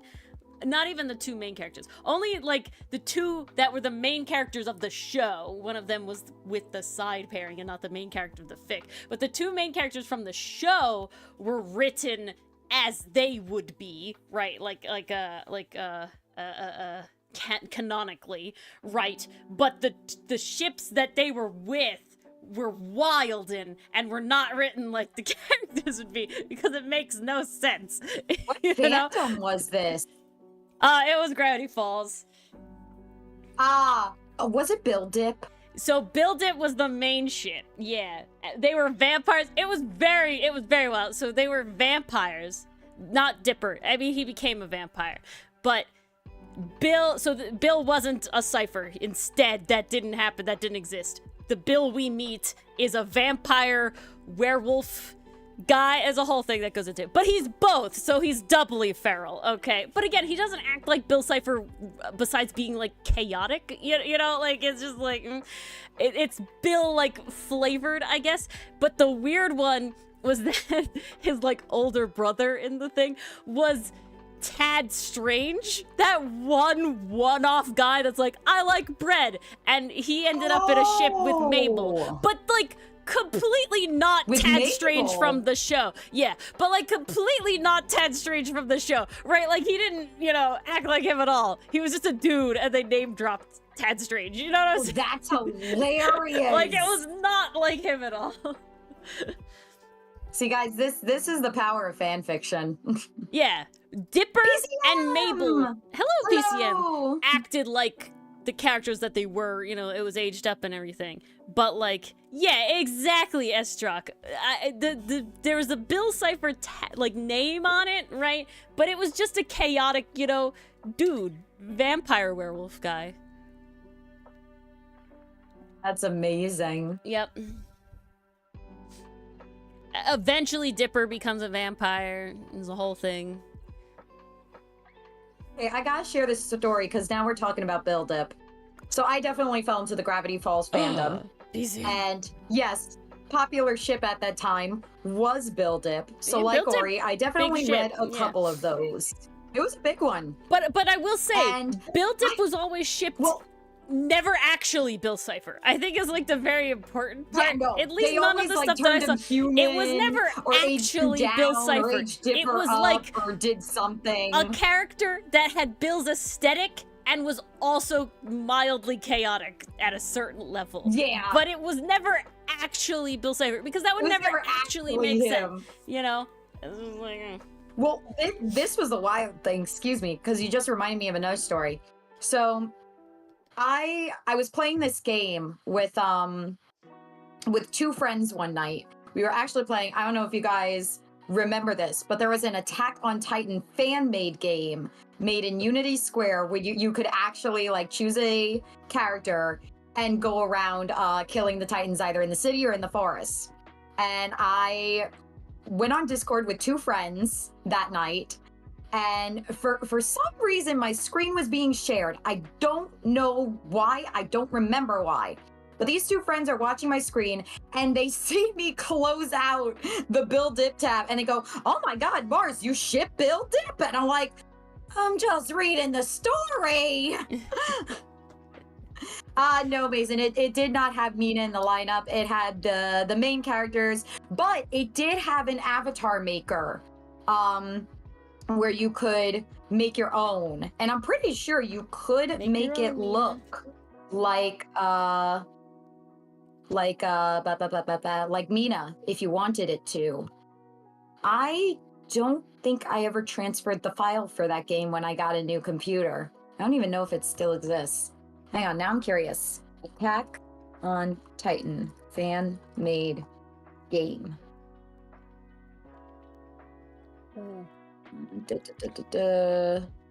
Not on Roblox. No, this isn't it. Is anyone in chat familiar with John Phoenix? Disappointing. I am not aware.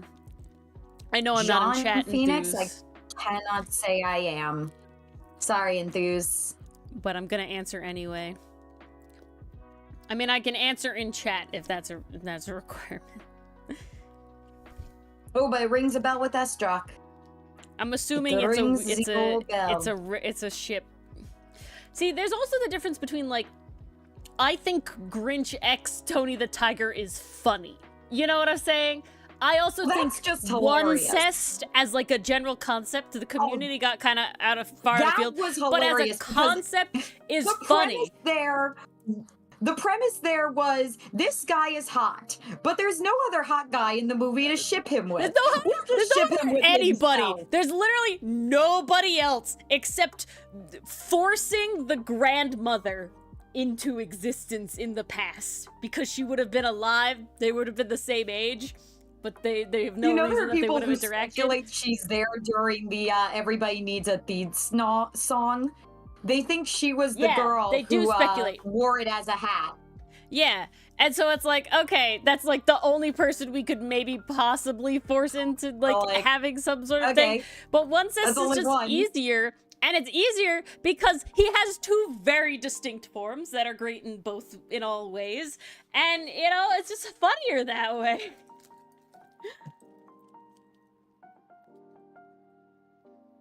Definitely the crack ships are like, this is fun. We're having a fun time. We're not taking any of this seriously. That's wild, Enthuse. Oh, I gotta see this.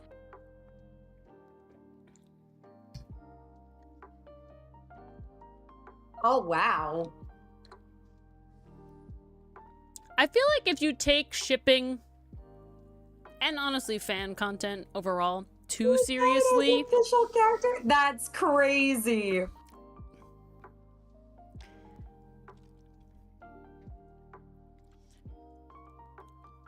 That's insane, Enthuse. Oh my god. I follow this one artist has a Rightworth child, like AU, and he's really adorable. And he's a judge. He becomes a judge, which honestly fucking based. Oh, that's and then amazing. They have a detective. We got the defense attorney, we got the prosecutor, we got the judge. Let's go. Little baby becomes a judge, and then they made a detective, and that's the ship, and it's good shit. It's good shit. Well, now we got all the bases covered. We stan. That's beautiful. We stan indeed. And they draw him in his judge outfit, and it's really good because it's really aesthetic. It definitely, like, leans more Verity vibes than, like, classic Judge. Because, honestly, Verity's drip, top tier. Regular Judge's drip, lame. Oh, Verity's, like, the only Judge with drip. She looks epic, I assume being on the council allows you to have drip. There's an OC that's basically canon. That's wild. That's struck. It's nuts. It's That's insane. like The fans have taken it and made it their own. No, It's so seriously. cool when that happens. Ooh, do you remember the artist's name, Ori? But I could probably find it. Here, I'm racing Mars right now, Pastry Puff. So remind me after stream, and I will find it. I don't off the top of the head remember the artist's name, but I know I can find it pretty fast. Ori and I are competing tonight. We're competing. I want to see. They don't have a ton of content about it, but definitely like fun little comics here or there. And that's mostly what they draw. So I'm like not worried about spoilers sort of things, you know? Sometimes there's Trucy in there, but like Trucy's existence, I don't find we all know to Trucy be exists. a spoiler, you know? I feel like it would be very hard to not have had that happen, you know? Like, how could you not know about Trucy and Beanix? Yeah. They're too iconic and sorry, everyone yeah. loves drawing them. Yeah, Beanix is too fun to draw, man. It was not that one, no. Different artist. Okay, let's see if I could do it really fast.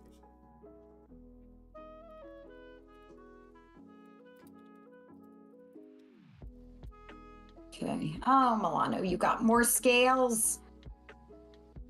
Oh, I found it. Where were those hiding? I found it! Nice! 30 seconds. 30 seconds. D-band ban.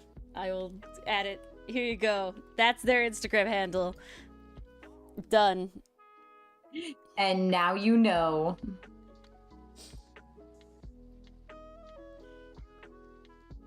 No problem, Pastry Puff. It was, as I suspected, very easy once I typed it in. I literally typed in Rightworth, like, I think Rightworth kid judge is what I wrote.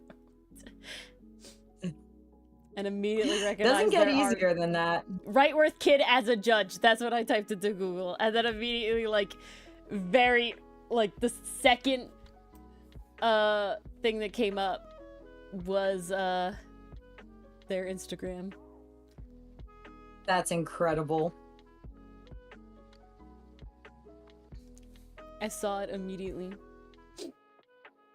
We love when the internet is actually helpful. This is insane. I'm sorry. I'm looking at the Google search results. You know what else came up from that search, and one of the wildest ones is a Reddit post from a year ago, so not that old ago, that just goes, who were the first ones to come up with Narumitsu? What? It's you just accept its existence. What do you mean?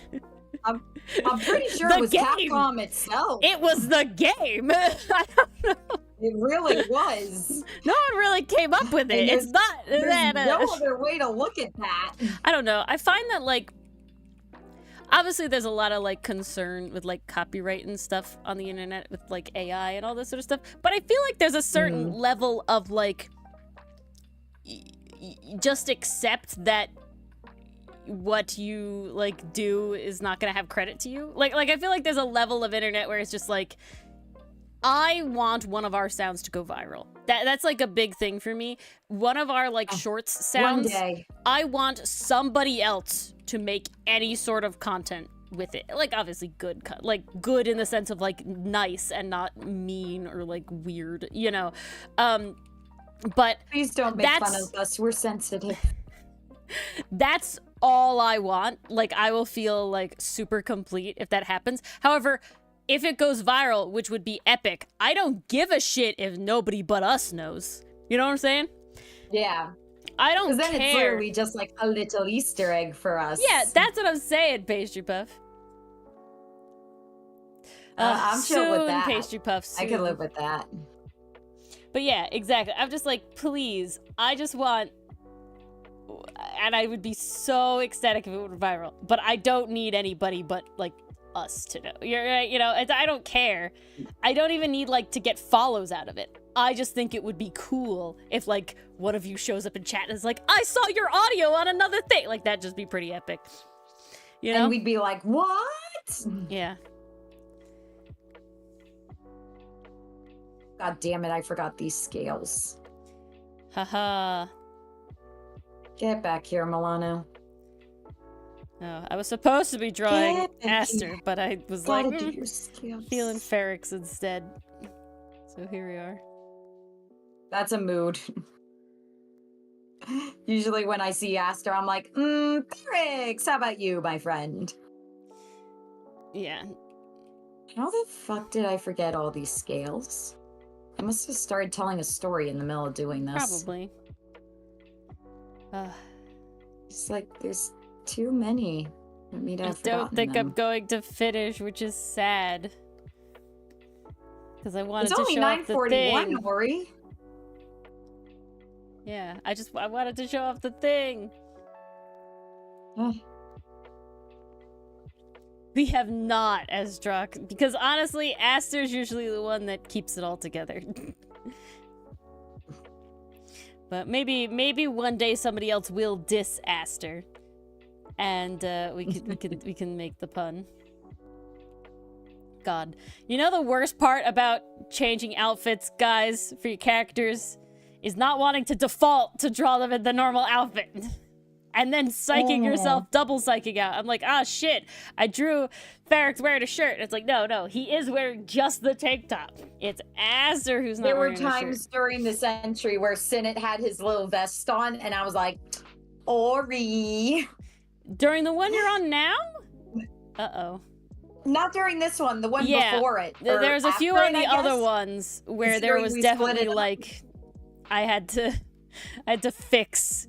I know Aster had some clothes on he wasn't meant to. Yep, he had a shirt. What are you looking for, John? What kind of webtoons do you like to read? Do you want like, you know? Are you looking for action? Are you looking for romance? Yeah. Are you looking for a short read, a long read, a slow burn? Ongoing, What are we into? Only finished? Yeah, what are we looking for? Because I have a few recommendations that come off the top of my head that are really good. But it really depends on what you're looking for. You can read anything. You read action the least. Okay, if you like BL, Starcatcher has been really adorable and fun. It's really so cute. good. It's really adorable. The art is beautiful. The art is gorgeous. The characters are just so cute. It's a little frustrating, but very, very, very cute. It's frustrating in a good way. It's frustrating in the sense of, oh my god, you guys, like, it's happening, Also, but at the same time, it's not. Yes, John. Yes, me too, man. Me too. Now, this one definitely has more action in it, but it really does a lot of folklore. It is a BL overall. It does a lot of, like, Hmong folklore and stuff. It's called Reeds, R-E-E-D-S. It has a lot of episodes out already. It is still ongoing, but it's really fun. You get to learn. The nice thing is, that one updates once every month. Yeah, but there's a lot of backlog. There's a nice long period to play catch up before the next century. There's a lot of backlog. So much backlog, though. It's and it's really one of those fun. Ones where you could see the artist grow. You can see the artist grow. You get to learn a lot about like folklore and stories and things from a culture that you don't really get to hear a lot about. The artist is Hmong, and so they're telling all about their culture. It's really cool. Honestly, I love. It's got trans representation. It's got trans representation. Really, really good trans representation. Holy hell. Really good. Really good trans representation. Like, insanely good. Yeah. Fantastic. And very cute husbands. Very cute husbands. Yeah, just a lot of fun characters. Really, really recommend that one. It definitely has some action in it, but I would not call it action. It's more just like we can call it an part action of the series. story. I feel like the action is the set piece for stuff to happen. Fantasy. They call it fantasy. Oh yeah, John, you're so based, man. We're trying to recommend you, and we're like, oh yeah, no, I read that one, read this one. Yeah, awesome. Epic AF. Beautiful. Let's see. Osora has been good. Again, trans rep stuff going on. Osora's really fun. Definitely has more action and stuff in it. Some trigger warnings, I'd say. Yeah. Ooh, very good story. I don't know if I'd consider it action or not.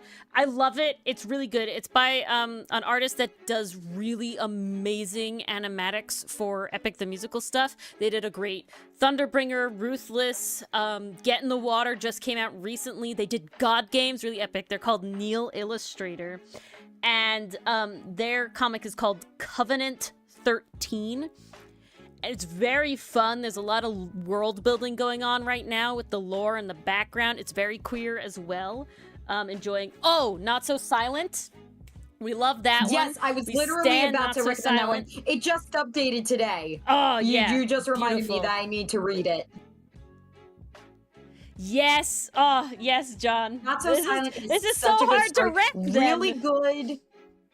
Really good deaf representation for the deaf community and hard of hearing community. Lots of ASL stuff, storytelling, a lot of good character moments, emotional, very wholesome romance stuff. Yeah, really cute. Really the fun. Side characters are just as fleshed out as the main ones, which is fantastic. Highly recommend Not So Silent. Not So Silent is great. Dreamwalker's fairly action. I love it, though. Definitely top tier, but it is very action, but has a lot of cool world-building stuff to it. If you like fairy tales, I did enjoy Forever After. That's a finished one. It's all about, like, they're hopping between, like, fairy tales and stuff and different retellings. Usually gender-bent retellings is really fun. A lot of the characters are the opposite gender in the stories. And it's just really cool to see the different character designs. The characters get,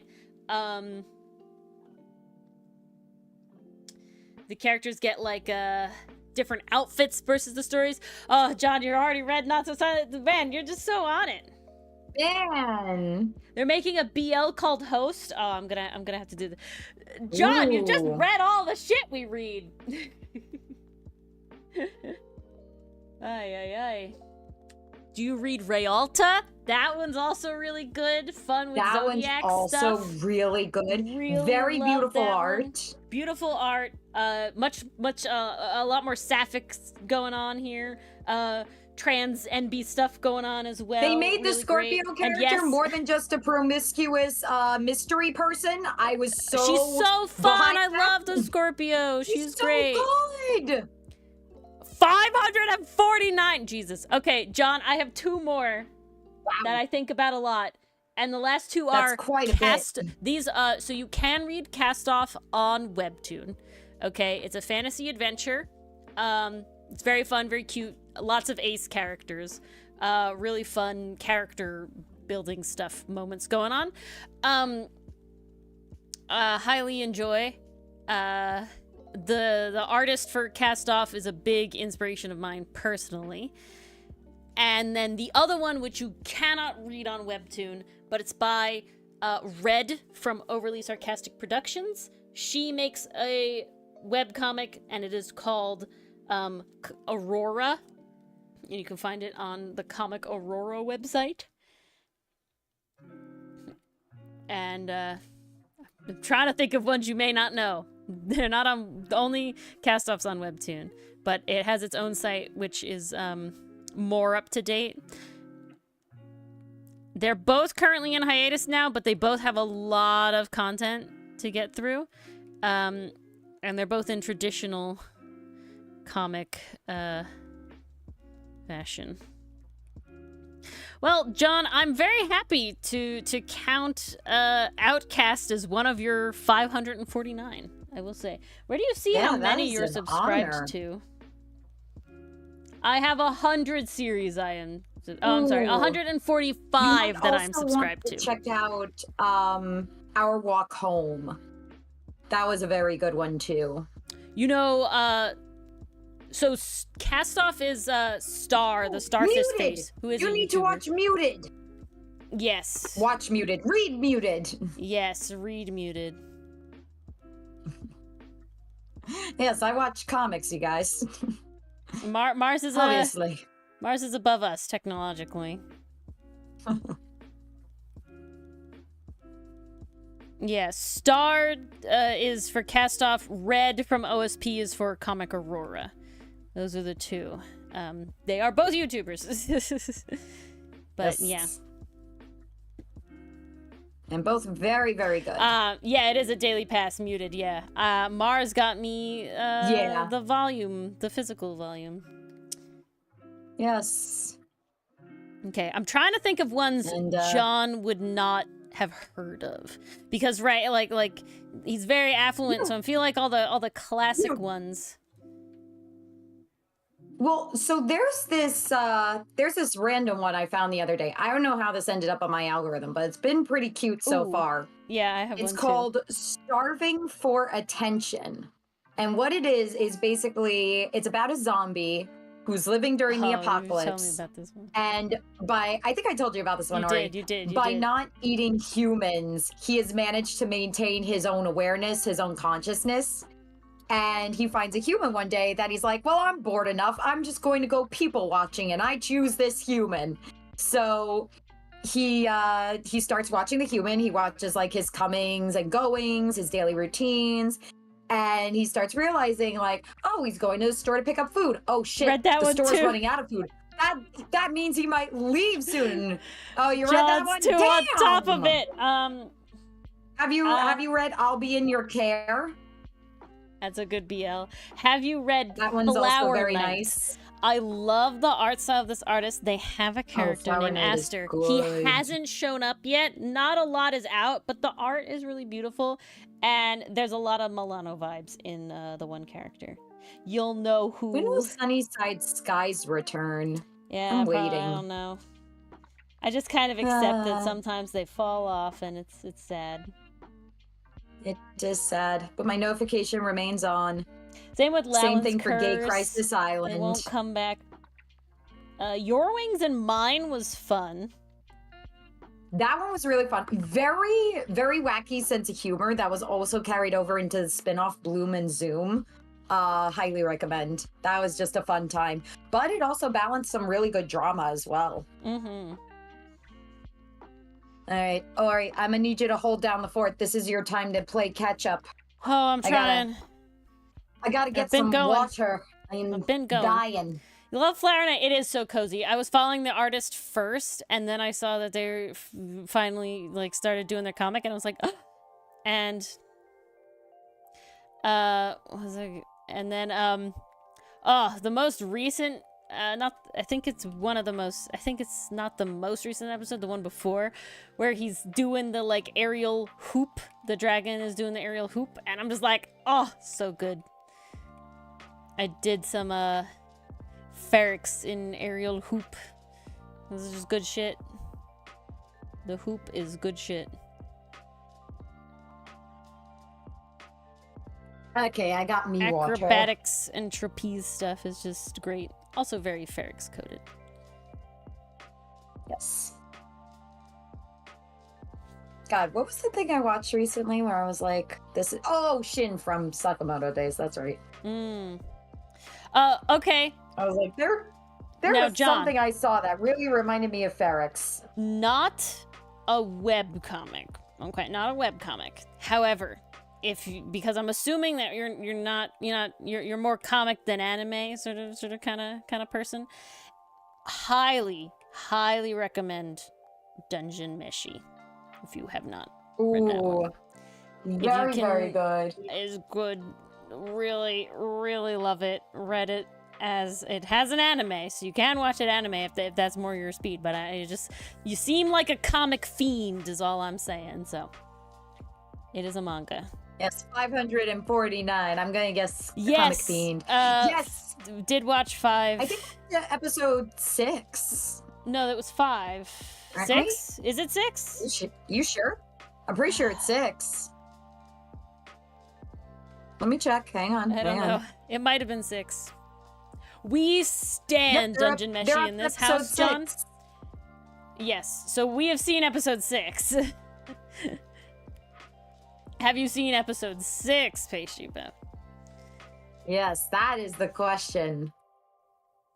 We got a new boy in that one. Yes. That's insane, John. What's your day job? What's your day like? You just got a lot of time to read comics? Because I mean, honestly, I could if I wanted to utilize my time for that. I would have time to do that.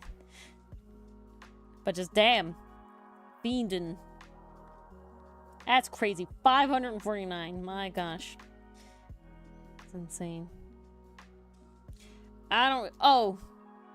Janitor at a zoo.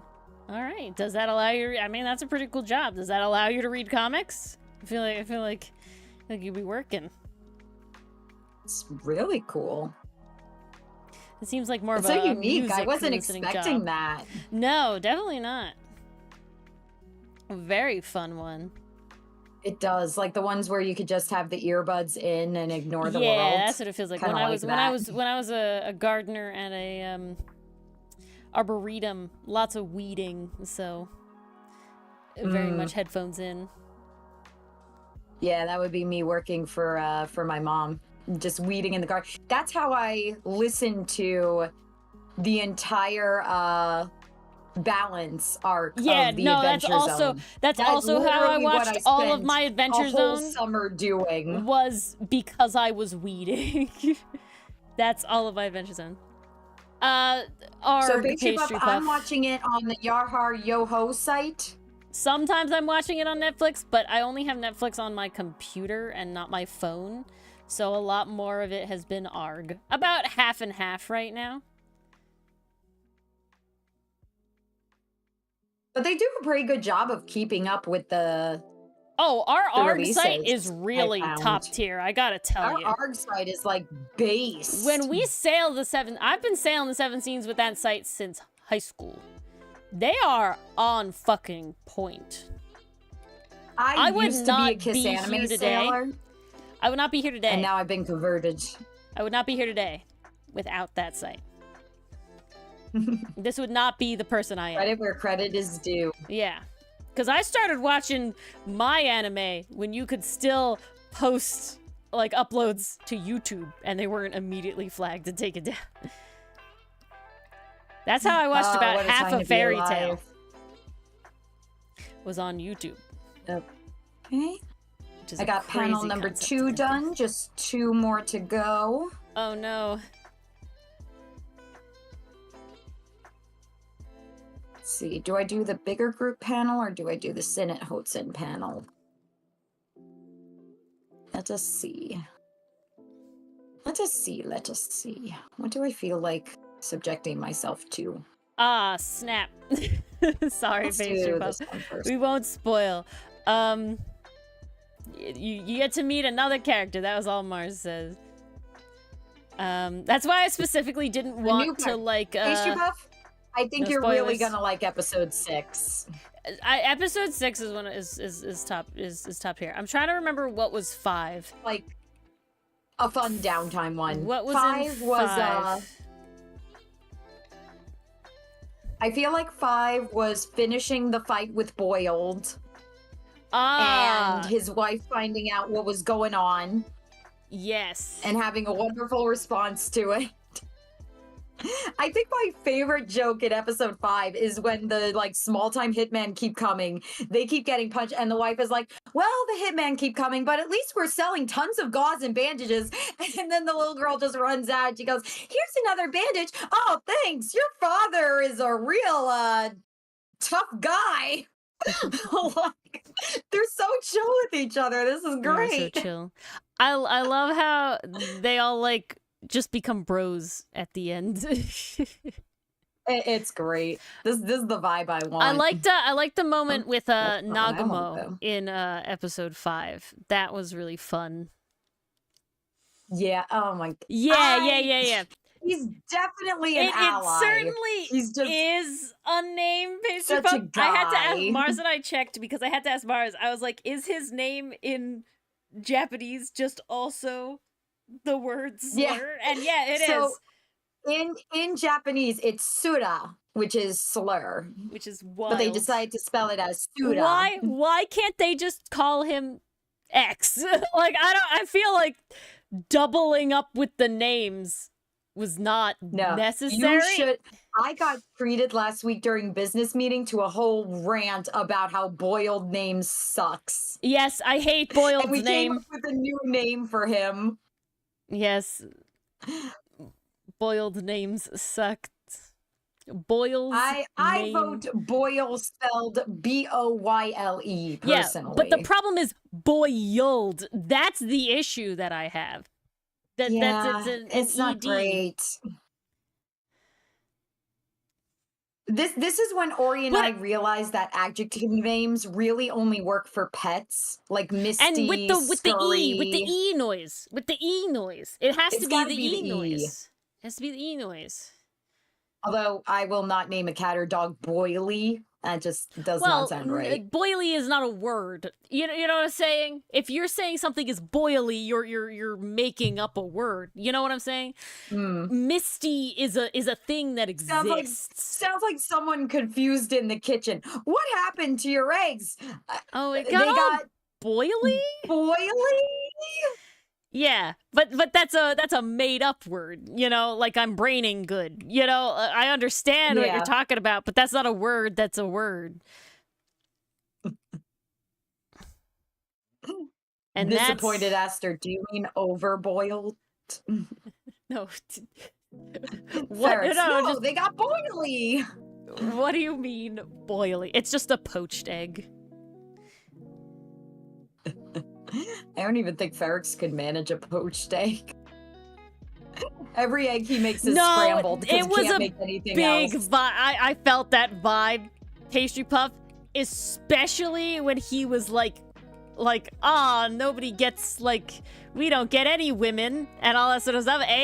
Buddy old pal, and then both Nagamo and Sakamoto are like fucking drowning in like love letters, and Boyle's like. I definitely got that vibe of like, hey, I'm in good company. At least we have each other. Yeah, haha, wink, wink, nudge, nudge. And then the whole, you left me behind. You're not who I thought you were. Like, we were pressing my guy. We got something we want to confess. Like, there's a point when it's like, okay, and I think this is a big difference in how it's portrayed, because I know Mars and I like talk about it all the time with our own boys, so I want to clarify. I think the reason Boyle's come across as a crush is because he's specifically like, hey, we don't get any love letters, right? You know, like trying to feel the water out sort of thing, versus saying something along the lines of like, vibe. Man, I wish I had a girlfriend. Too bad we're just like, you know, like there's a difference, you know, in the vibe. And then there's a difference because he was mildly offended by Nagamo, but he was really offended by the love letters, right? He was only mildly offended when Sakamoto was like ignoring him and then like went and talked with Nagamo, but he was I will be right back. I gotta go check something out. With the like love letters stuff. And that I feel like is the big difference in vibe. Good guys, Mars keeps being distracted. I have time. She can hear me, though. She can hear that I'm happy that she's distracted by things. Whew. It's okay, though. But yes. No, so many people are hating on Sakamoto Days, and they're saying that the action looks really bad, and I feel like people are just fucking spoiled at this point, if I'm being completely honest. I don't think the action is bad at all, and I mean, that's fine, as Chuck. Lurkers we're happy for. And if you have anything else you'd like to pivot to, be my guest. How many more do I have to do? I have to do that Aster, these two, and then those two there. So character-wise, 1, 2, 3, 4, 5, 6, 7 more characters to do. Because that's going to be a copy. So 1, 2, 3, 4, 5, 6, 7. Yeah. 7 characters to do, plus this one that I'm on, but it's almost done because it's legs. My district's done. No problem. We're getting close. Okay, I'm back. Welcome back. I don't understand why people are My hating brother so has a hard. 2-hour delay tomorrow, so now I gotta find out if my districts have a delay. Ah. Let's see. Where are the announcements? I gotta go to the announcement page. But I don't understand why they're hating on the animation, the animation summit. Yes, I did. I saw the animation is Struck. bad. And I gotta be honest, I think we've all been a little conditioned by Mappa to expect fucking spoiled. I talked about this last week. Every moment has to be Sakuga. And it doesn't. That's what I'm saying. People need to chill the fuck out. I don't know why people are saying the animation of Sakamoto Days is bad. It's good decent. animation. It's good. It's not excellent. Animation where I see anatomy and I'm like, what the fuck is that? In a non-stylized way. Like that in Sakamoto Days. No, and the action is clear.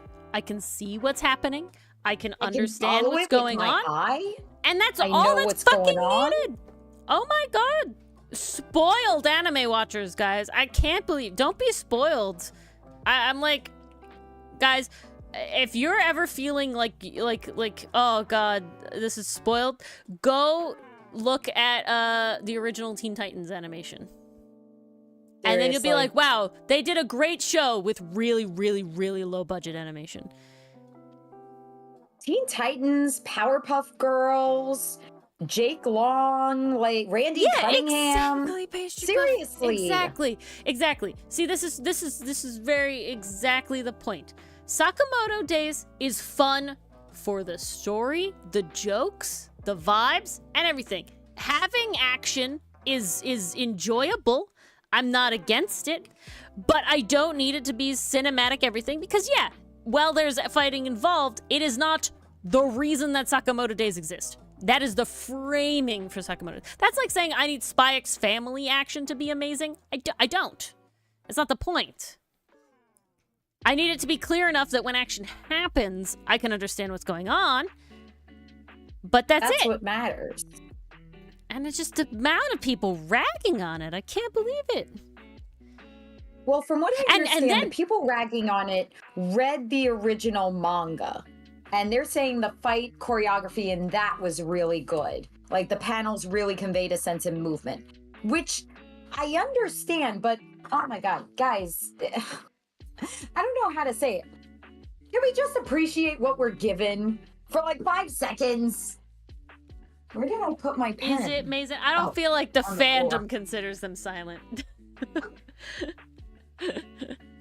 I find a lot of people say Spy X Family, and I never hear Spy Family. Wow, I never hear Spy Family. But I do hear Hunter x Hunter without the X. I never hear Spy Family. But it's usually Spy X Family. I will say. Spy X Family just kind of rolls off the tongue. Hunter x Hunter is just kind of like Hunter x Hunter. It's easier. Yeah, I don't know.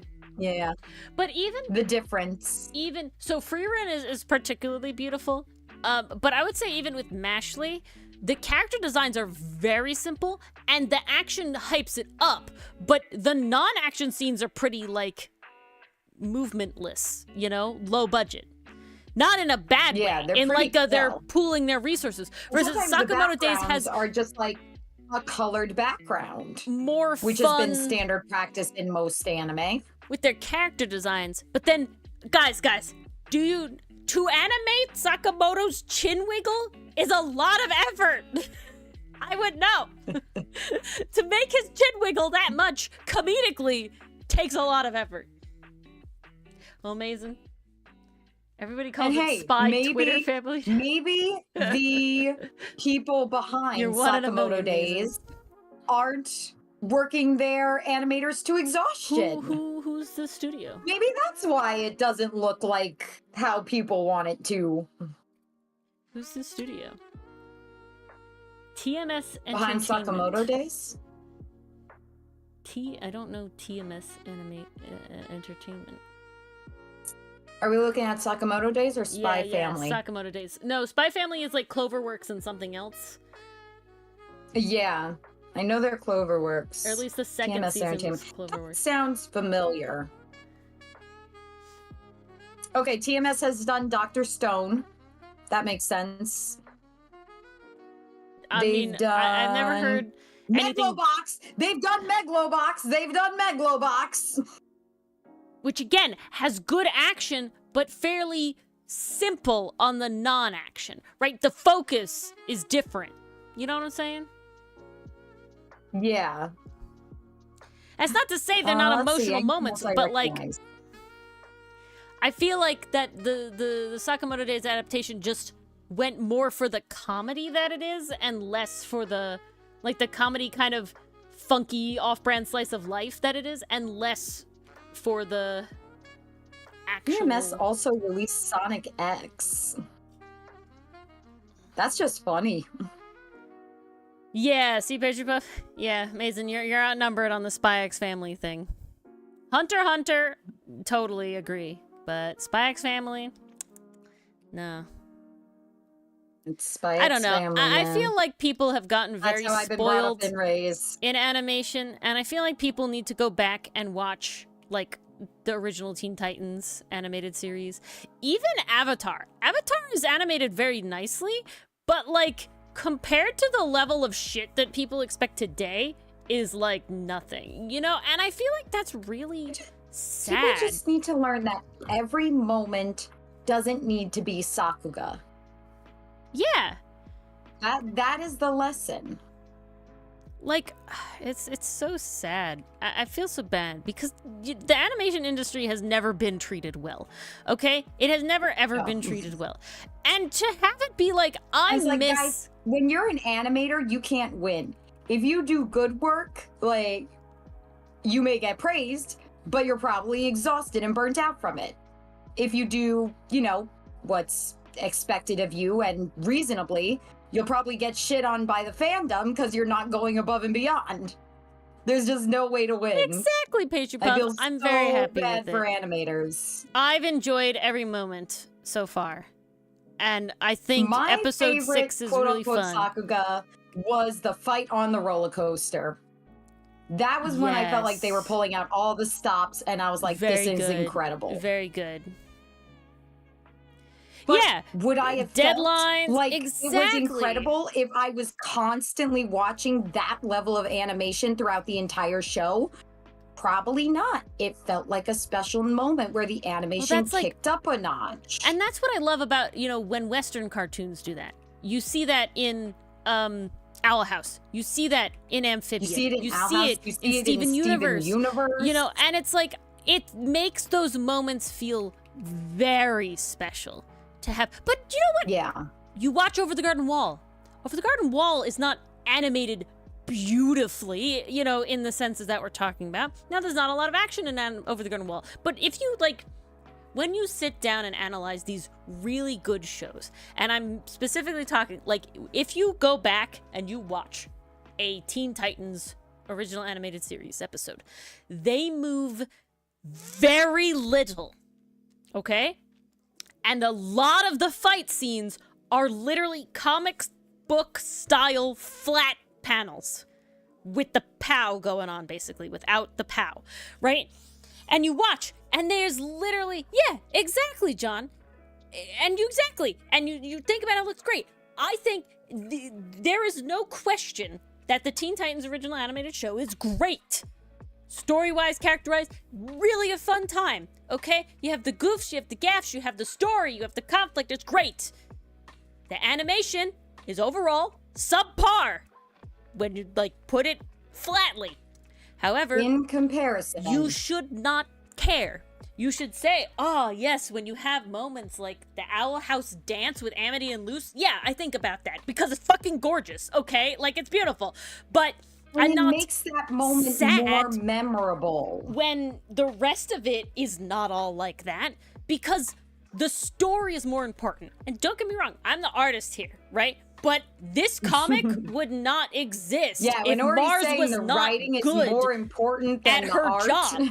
This comic would not be a thing that you guys would enjoy because it has to be that Mars is good at her job. There's two levels to making any visual media, right? Any visual media. The art draws you in because that's the first thing you see. You know, you can see a flat image the title card, Guys, the screen, we whatever. say don't judge a book by its cover, and that's good There's no advice question. when you're doing people. But when it comes to media and art, we judge. We judge books by their cover. And you know what? And sometimes you can overcome that because, like, somebody really recommends it or something. But, you know, like, you judge because you want to look at nice things. Don't get me wrong. You know, you want to look at nice things. I fucking do it. One Piece. You know, I talk about it all the time. I judge the book by its cover. I want my viewing experience to be overall an enjoyable time. But the thing that keeps you coming back is the story. You can't, it is very difficult to watch or read something that the story is really bad, no matter how beautiful the art is, okay? If the story, I have dropped a fair amount of comics that I love the art style. I've gone because I follow the artist. I've gone and it is stilted. The writing is stilted. And I don't fault them for that. You don't get angry and you don't whatever, you know. Sometimes I find that it's definitely a translation thing. You know, the artist it's written in a different language and it is stilted in English because, you know, they don't have a fluent translator, whatever it is. You know, no faults on that, but it is definitely tough to get through. There's no question about that. But that makes or breaks the whole thing. The art draws you in, and then the writing makes you stay. And I will say, the art can get fairly bad if it's a story-driven thing. And I don't mean bad by the fact of, like, you know, I know we talk about Blue Lock had, like, a rough time. But the problem with Blue Lock is that it's not a character-driven thing. It's about playing the game. Well, see, here's the thing. Blue Lock sells itself as being character driven, and to an extent it is. But one of the selling points of any sports anime is watching how the sport is done. Yeah. Yuri on Ice has a lot of character moments, but it's also about the ice skating because it's important to the plot. The way the moves are executed impacts how the characters are going to react to each other. Ooh. So you need that to look good. You need it to look sparkly. You got to have those smear frames so you get the right effect when they spin or twirl or do anything on that ice. That's another thing. Okay. That was something that Blue Lock was missing. I have two comments to make about this. I went to Disney as part of my high school's marching band. Getting to go and play in a Disney music festival parade. It was very cool, and we did a lot of things. But one of the things we got to see is because it was like art and music festival, we got to talk about like the differences with like the animations and stuff, and why 3D animation was not easier to make good. And the reason for that is that in 2D animation, you are very forgiving of things stopping moving. And they showed examples of Aladdin, the character still completely motionless for multiple frames. Okay? You never would have known. I don't think anyone goes Aladdin's animated badly, but especially background characters, like John said, being just flat PNGs and not doing anything, right? Just existing. But when you do it in 3D, because it's quote unquote more realistic, you notice when they stop moving. It's weird when they stop moving. People aren't fully stationary. When they are, there's always a movement when they're breathing. There's always some kind of twitch and when they're standing. Pick up on that. You can't not have when it's that. 3D, no matter how stylized it is, you pick up on when the thing then the illusion stops. Is lost. But in 2D, your brain is a lot more forgiving. And yeah, but see, exactly, John. It's almost like watching a play. You have this idea of, okay, this is the setting, this is the world, because it's drawn and it's a fantasy. Like your brain gives into that suspension of disbelief. 3D, not so much. It's a whole thing. Trying to look realistic. Now you're dealing with an illusion on top of an illusion.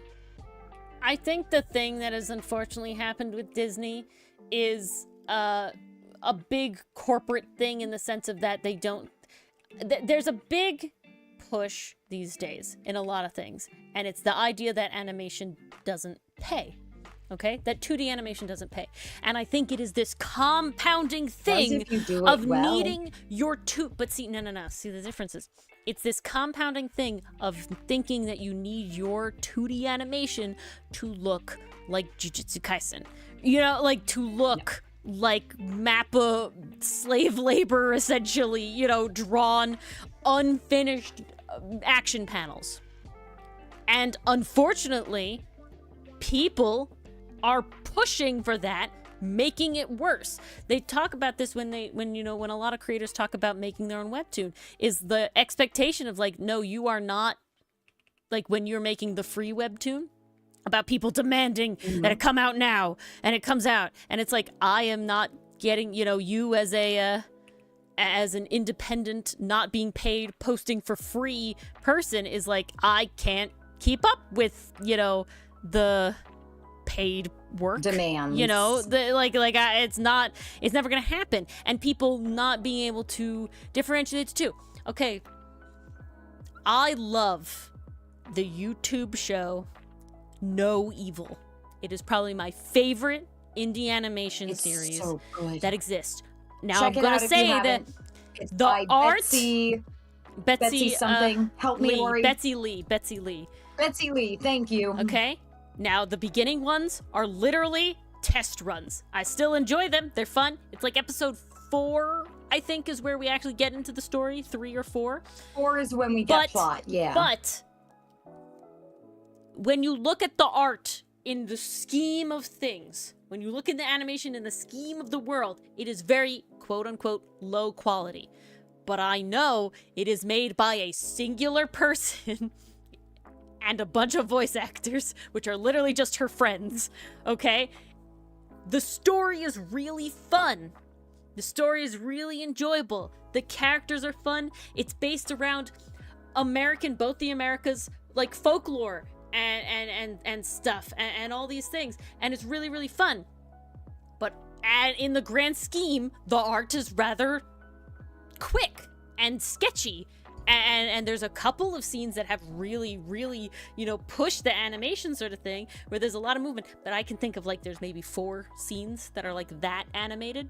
Maybe 4 in, like, at this point, over 3 hours of content. Special because they aren't frequent. They're not all the time. It stands out to you as, whoa, this is a change. This is cool.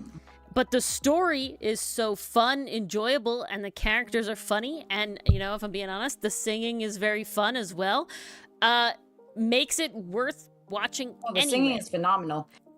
You guys want some good folk songs to add to your playlist? No Evil has some folk songs, and they are top tier. Top tier. Really good stuff. But I really, really, you know, enjoy, and that's why I think we've hit this cycle of the people who have the money, unfortunately, are like seeing all this, like, oh, we need to do bigger, we need to do better, that's what the investors are, oh, you know, 2D animation is kid shit. You know, no adult wants to pay money to see that, so let's make all the Lion King stuff this weird CGI creepy lions. And oh my god, okay, Mufasa looks so bad. I am particularly emotional today. I cannot believe that their solution for how do we get a character to emote while singing? How do we emphasize that he's like hitting this note and also like feeling this anger? I know, let's take the lower jaw and wiggle it all over the damn place that it looks like there are no joints in his jaw. What are we doing? Also, that movie looked ugly. Where is the color? It's Africa. I have seen Steve Irwin go to Africa, and Africa is gorgeous. Why does Africa look so ugly in The Lion King? The song I Always Wanted a Brother is a fun song, okay? I will say it's a bit overdone in media right now because fucking everyone and their mother is putting it in their shorts, but it's a fun song. I enjoy it, okay? I saw somebody animate 27 seconds of the song in a very rough animatic in the original Lion King style, and I fucking cried. I cried really hard because it looks amazing and it's bad. so sad. Yeah, no, seriously, and that's just, I gotta say, that just feels like racism. Not gonna lie, that little sissy is all I'm gonna say. Africa is so far from dull, and they made it look so hideous. Like these are the benefits of animation. With animation, you can enhance, you can take reality and add to it. Those colors look beautiful in real life. You can make them fucking gorgeous, like a neon painting in animation. Okay. Why would you throw that away is beyond me. Do y'all remember Madagascar 2? Hey, Jawline. Hey, Jim. Ooh, thanks for the raid. You guys remember Madagascar 2? And welcome Escape to, the to Africa? Yes. There was a lot of moments where it is dulls, browns, and everything, because they're in a drought, and it's like a major part of the plot line of the story. But there's other times when you're looking, and this is really low quality image, but look at the colors! What do you mean? See, that's a 3D project that took advantage of its medium. Even this it used its is medium more to colorful. Enhance, not to take away. Yeah, Moto. It's like what? Quick, show a shot of Mufasa. Oh, Do God. it. I triple dog dare ya. All right, you gotta look at it. Ew, despise. Yeah, isn't it terrible? There are 2 colors in this image. Like this is just gross. Make Africa so ugly. There are 2 I will not colors forgive in this. Even the poster is again, bad. I love that their answer to, like, not only how do we convey this emotion, people's criticisms against the first movie was the lions looked expressionless. Simba, during Mufasa's death scene, no emotion on his face. Not a single thing. Like, Simba's, the voice acting was carrying that scene. Because visually, Simba did not give a shit. His face could not emote. Look at this. And again, I love that their solution to that was, let's wiggle the jaws all over the place. I'm gonna see if cry. that makes it any different. Thanks, Look at I this hate fan it. art. Come on. Look how colorful it already is. Also, why doesn't Scar have the darker mane? Yeah, I don't. That makes was no stupid. sense. Oh my lord above. There are dark mane lions in real life, guys. What was the excuse? What was the excuse? Yeah, we had a whole thing about one that was shot, unfortunately. But there's the whole thing about him. Oh no. Like, pain. So much pain. So much pain. I'm gonna put the link to the one little 27-second animation if y'all haven't seen it, because it's so good.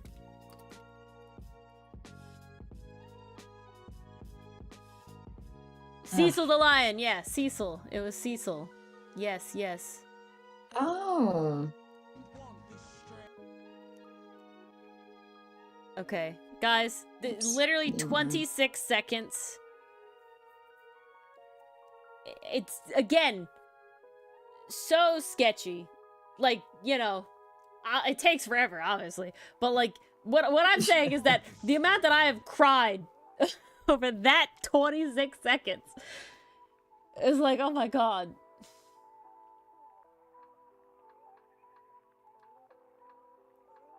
So sad. And you can tell that this person who did this little animatic loves The Lion King. Like you can tell in less than 30 seconds. Okay. You convinced me. I'm going to watch it. Yeah, watch it. Watch it. Yes, exactly. In his face, Pastry Puff. In his vibe. this one that I sent, he does his little thing with his paw, and it's just like, I literally sobbed at that part because I'm like, oh, they did the thing.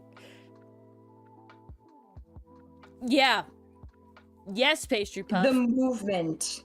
The movement is also helping tell the story. Exactly. Look at the good night, expressions in the eyes. Look at how he's jumping around. Good night, John. Thanks for listening to our rants tonight. Yes. Oh, my lord. Again, less than 30 seconds. And he does his little scar thing, and it's just like, oh.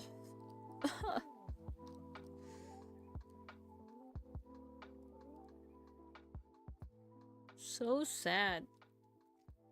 And we didn't even talk about the writing of that movie. Yeah, I don't even wanna.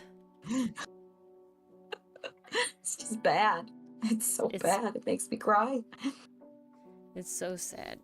Everything is so sad. Terrible. Terrible, terrible. Oh, stop. Why? This was our long-ass rant to say, guys, internet at large, stop hating on Sakamoto Days. No, this is my rant to say good animation. that you can make something I don't say this often. Get over it. Seriously. Because I'm so sick of hearing that argument. I think my biggest moment for this, my biggest thing for this is to say, make the thing that you want to make, and your passion for it will shine through, because whatever solution you find to cut the corners is part of the piece, right? And that's the creativity, okay? Because so many people talk about The Hobbit still, the movie, Lord of the Rings, the movies, and how they got around having the hobbits look small, you know, with physical challenges. There is a moment, oh my god, I love this story. Ingenuity on that There's one. a movie, it's called 1776, I think that's what it's called, and it's a musical about signing of the Declaration of Independence, okay, and America becoming independent from Great Britain. And there is a moment in the very early beginnings of it where John Adams is walking down the stairs, and it's a spiral staircase, and so they tracked him while he was walking down the stairs, and so it is a camera on this pole that is turning and slowly sliding down the pole while they watch the John Adams actor come around the stairs. Now, for whatever mechanical reason, at the very end, it would go like fa-bump. The camera would not slowly settle. It would have a little bump, sort of up down bit, you know, fast, whatever. And no matter what they did, they could not get that to stop. And so, you know what? The John Adams actor did a little skip off the last step. And so it looked like it tracked him, but he was doing the skip because the camera couldn't stop smoothly.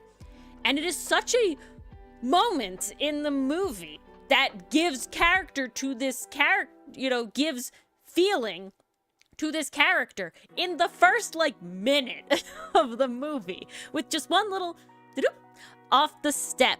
And it's all because they had to get around this issue.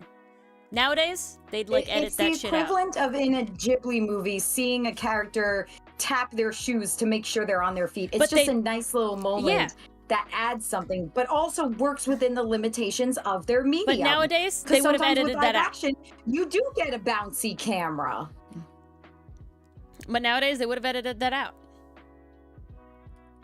They would have fixed it in post. When that happens. That was the big thing. You lose There's the so charm. much fixing it in post.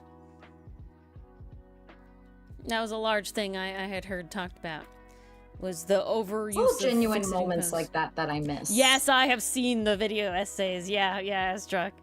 Exactly. Because it's so interesting. It's so interesting how you got around issues like that. I love what I keep going back to the original Teen Titans because like I have sat down and watched it with the intent of seeing how it was animated.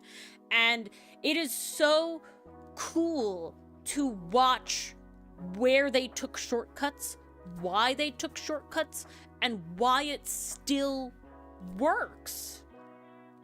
And because you have the other side of the coin, you have the other side of the coin where you have like the Spider-Verse, which has done amazing things and is a gorgeous, art piece and all this sort of stuff. But they didn't cut corners. They specifically used all of their resources and more, right? And it's beautiful. Do not get me wrong. It is gorgeous. The colors, the everything. It is fantastic. But we can still make amazing, amazing stuff for way, way, way less. And that's part of it. Exactly, Astruck. The best work comes from overcoming the limitations. Yeah, and not absurd deadlines, really, though. But yeah, Pastry Puff, no, the fan animations, exactly. Helps. You can tell the people, and this is, of course, the people putting in effort to make fan animations of things, obviously love the original source material, the Lion King and everything, to a point where they would want to put their time and effort into making this fan animation. But you can see that in it for such little movement too, and I'm not missing it. Would it be cool if it was perfectly smooth? Yeah. Would it be cool if it was all colored and everything? Yeah. And don't get me wrong, I am a person that has to force myself to accept that, like, I can only animate, this much or this level, or like I only have time to do blah blah blah. But but then the other thing is that I still get really nice comments of saying, your animation is so smooth and all this sort of stuff. You want to know the secret? You want to know the secret to really smooth animation? Okay, you gotta know the secret. You make the hair and the sleeves move separate from the main hand movement, and smear frames. Smear frames, incredible friend. I rely on smear frames. Everything fucking has smear frames, okay? It's very important you do it. And then you have the hair move, all right? In my, objection, Your Honor, grounds you don't get to know them, the reason it looks so cool is because Phoenix's sleeve moves afterwards. Very little effort. Because I literally copy-paste the frame, I erase the sleeve, and I move it over and back. That's it. Okay? Mm-hmm. Edgeworth's hair, again, it moves a little bit when he moves. That's what makes it look nice. Okay, there's very little frames in those. It's very, very little frames. But they have smear frames, and they have hair movement. Good night, Mason. That's the secret. Good night, Mason. That's the secret. Cap. It's very exclusive. So, really Ori, good, you've talked a lot about smear frames. Can you talk about the importance of the smear frame and what it does? And this is I feel like this is an important element. Yes, and this is a reason I think that has also gone by the wayside and has caused our issues with the animation state of things to this day. Being able to pause things at any frame allowed you to see the smear frames. Something you were never able to do before. Okay? It was very hard to pause at a second notice, right? Like on the TV, it would always move for a second after. It was very rare. And you always got weird faces of people, whatever, but you never really got the smear frames. It was much rarer of a thing. But obviously with the rise of the internet and everything, you have a lot more pausability and a lot more just shareability of people sharing the smear frames around. And people talking about, how off model it is, how weird it looks, how all this sort of stuff. I can't believe that the animation would look this way. Ridiculous bullshit, right? Those are necessary frames to make it look smooth. Because your eyes do not see at all frames per second, I guess is what the word. Every creature that can see things has literally, for lack of better terms, frames per second vision. And certain animals have higher or lower frames per second in vision. And that has to do with how you perceive time and things. It's very interesting. And it's a reason why the colors are better fighters than humans. But, because it has to do with how fast they see the world, basically. And because you, slow motion cameras and everything, your mind will blur your hand. If you like move your hand back and forth in front of you, there is a blur of your hand because I cannot see every single frame because my brain literally can't process every single second, every millisecond, every single, all this sort of Be stuff. honest, how many people just tried that right now? I hope all of you. As Ori said that. I'm doing it right now. Humans are about, to my recollection, 60 frames per second. Dogs are slightly less. Flies and insects are significantly more. And that's why it's hard to swat a fly, because they can literally see your hand moving faster than you can. So time seems slow to them. However, the trick, and this is why I tell you to slowly lower your foot over the spotted lanternflies. The lanternflies. Is because they see so fast that you can move slow enough where they can't tell that you're moving. Because they see too much. No. And this is exactly the stupid shit, Estrock. And that's why we're all pissed, or you should be pissed, about all of the, interpolation AI crap bullshit that NVIDIA's trying to peddle with their new fucking graphic card. And, all this other bullshit. You literally get no more information out of it. You literally can't. I cannot see in 120 frames per second. I can't do it. It doesn't exist. You get 60 frames per second. That's not how humans work. Okay? Get 60 frames per second. And a lot of animation is in 24 frames per second. And you want to know the secret? Animation that's in 24 frames per second is animated on the 2s 90% of the time. So it's more like it's in 12 frames per second. Those smooth animations that people are touting, oh, they're so smooth. 12 frames per second, guys. 12 frames per second. They have smear frames. Because I am giving the illusion of fast movement. Because that's what happens in real life.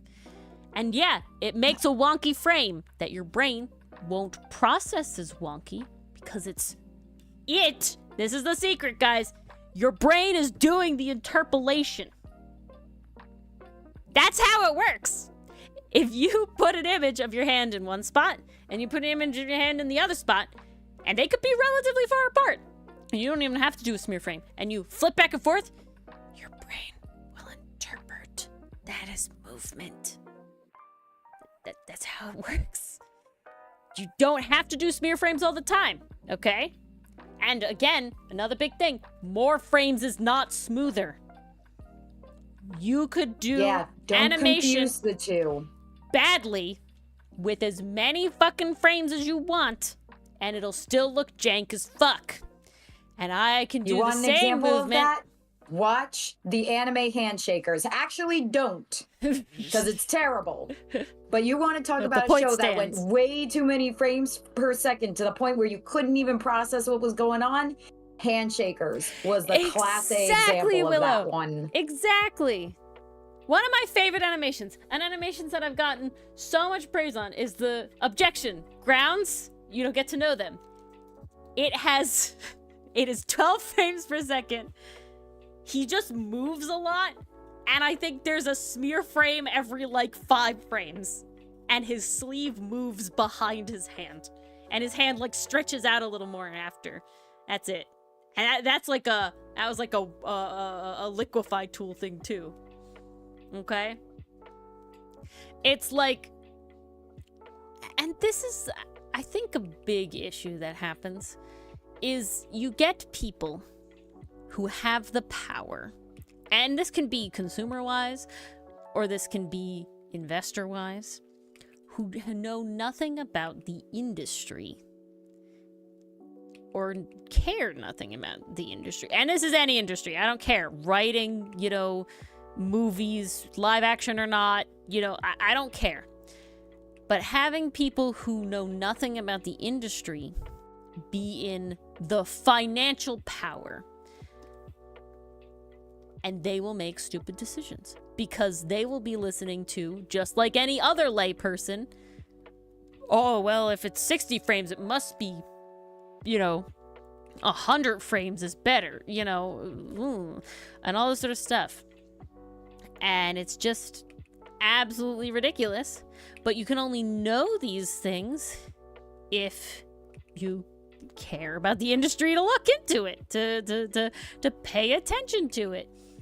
And it just makes everything very rough. And then everybody has a skewed version of it because not everything can be the same quality in every single way.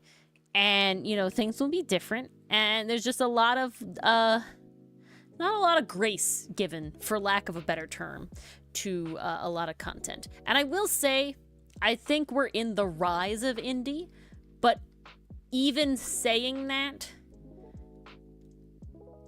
things like Digital Circus, which are very lovely animated, they're big productions. They're big productions. They're not at the same level. It's not just one as person, No Evil. like No Evil. Yeah, they're not at the same level as No Evil. They have entire production crews, right? That's the same group that's making that new one of Guinevere, Knights of Guinevere or whatever.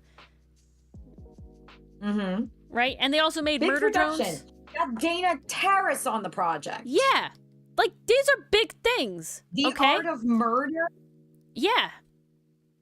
They're great. I'm so happy to have things like that. I'm happy that crowdfunding works to give shows that people want, you know, but they can't be compared to small productions like No Evil.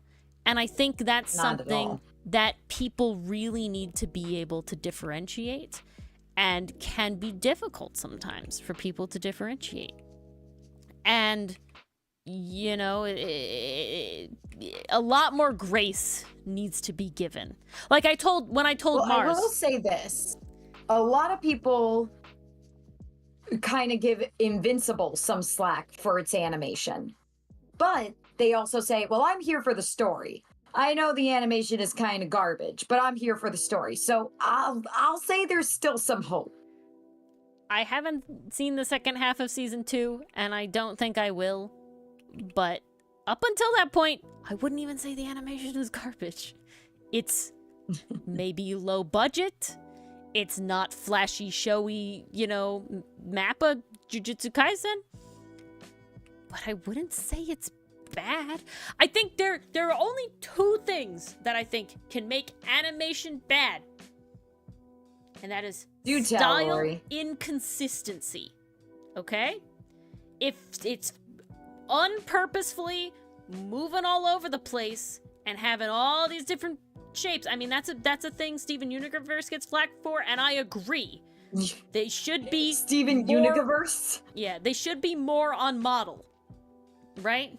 They should be more on model overall. They don't have to be perfect, but they were fairly egregious in some points where it's like pretty wild. And it's not purposeful. You can do it purposefully, that's a different story. But just randomly being weird off model for no reason. And the second thing is when it's unclear. If I can't understand what is happening, it is bad. That's it. You need to clear 2 hurdles. No argument. You need to clear 2 hurdles. I need to know what the fuck is going on. And it needs to be mildly consistent. Otherwise, that's just bad storytelling. Everything besides that is decent animation. Because, oh my god, Are these Dragon hot Prince? takes, guys? I don't think so. Not for the choir we're preaching to. That's all I'm saying. You have to reset your expectations by watching, like, quote unquote bad stuff every once in a while. I don't know if that would work as Drux, solely for the fact that the people I'm talking about can't tell the difference, and they're just gonna shit on it anyway, or more. You know, it's just. I think the bigger thing is you have to get, like, the nostalgia. I don't know. We're privileged to the point of it's a conundrum that has come about. Spoiled. Yeah, no, that's it. It's a conundrum that has come about from being spoiled. We have had many good shows, many good animated movies, lots of the greats, right? Tons of greats. However, lots of, like, this changes the animation game moments. Like Spider-Verse was the game has been changed. Puss in Boots was the game The Last Wish specifically. Yeah, the game has been changed. Like now DreamWorks is trying to catch up to Spider-Verse. Then we had Beyond the was it Beyond or Across? It was I think it's Across. Yeah. I think it's Across and then Beyond is next. Yeah. Then we had Across the Spider-Verse come out, and that reset the game. Like, they already broke it the first time. Now they've upped the ante. Now everyone's playing catch-up. Then Disney tried to do their own version with Wish. It flopped massively. That's the word I want. It was not stylized. It was just 3D animation. No, it was stylized in a weird way that made it a whole thing, but... We see how, like, the animation industry is trying to be the next big, like, we broke the ground, we pushed the envelope. Yeah, and that's a big thing. I think... And I'm not saying don't push the envelope, you know? Rules are made to be broken, but... I did not know about the deadlines, Astruck. No, that's rough. 3 days? Oh my god. No wonder. 3 days for what? To write the the songs. Yeah. That's crazy. Insane. That's just insane. Oh. And no wonder this sounds I think this is like something that creatives themselves get into, right? Yeah, not in every installment can be game changing. Exactly, Pastry Puff. 100%. 100%. Sometimes something just needs to be enjoyable. And I find Sakamoto Days very enjoyable. I think at a week. But yeah, like, and barely any knowledge of... See, that's insane. There's so much stuff where it's like actors not being told what they're, like, doing it for, right? And it's just like, why? Why can't you tell them? Why would you do that to your actor?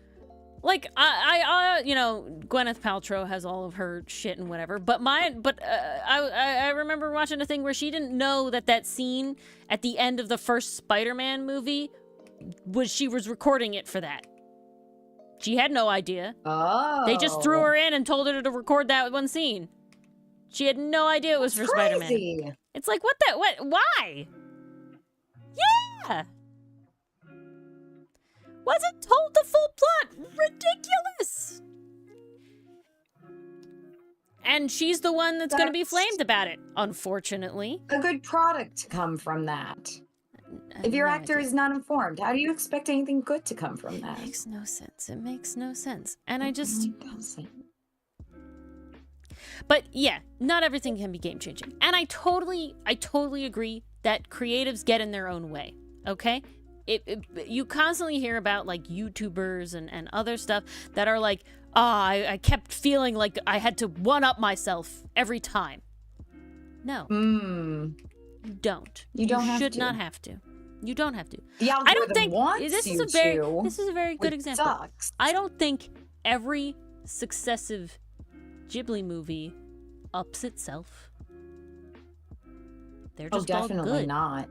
They're all relatively at the same level. Now, obviously, there's more well-known and beloved ones than others, but they're all relatively in the same ballpark. It's not like, the next one had to be better, and the next one had to be better. It's crazy. Yeah. It's more so like, Miyazaki's out of retirement again? Okay. Yeah, really. Base, let's see what he does Everybody's next. Now. That's good. I'm glad people are becoming informed about it. That's good. But Jesus. We like a well-informed public. I can't. The problem is that the first, it's one of those things and where it's like, even if you do, like, learn new information, correct the record, all this sort of stuff, there's unfortunately no going back to a place where everybody will know the right thing anymore. You know? No. That's a hard thing that to accept,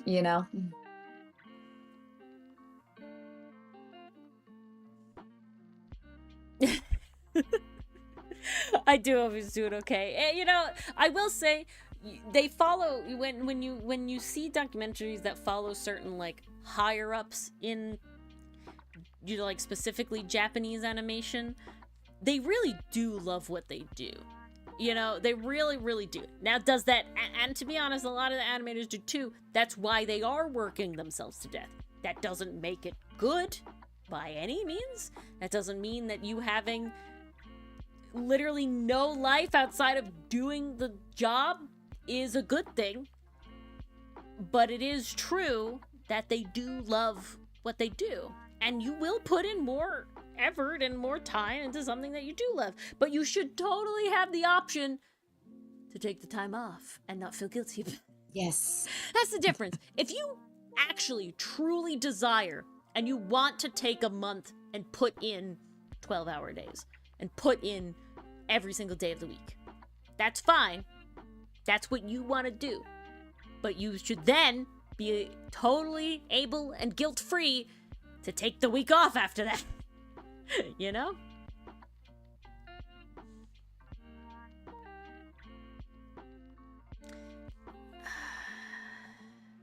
I have to see if this is what I'm thinking it is, Astruck. Because it might be. Possibly.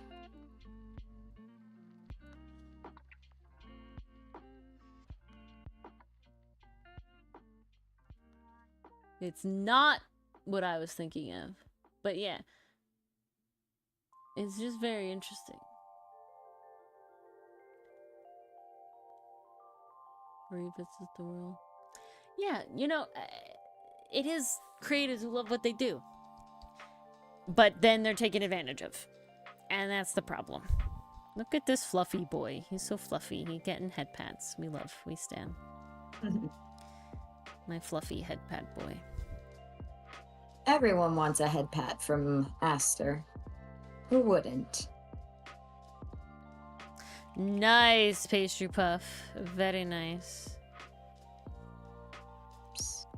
Yeah, you drew fan art of it, so you must have enjoyed it. There we go. There we go. The highest form of flattery. Yes. That's what I tell everybody all the time. If you're an aspiring artist and you're feeling down on your luck, just draw fan art for any indie creation you like and post it somewhere where the creator would be able to see it. Don't be afraid to They them. will see it They will and adore be it. amazed. And if they so don't, happy. they're not based and you shouldn't like them.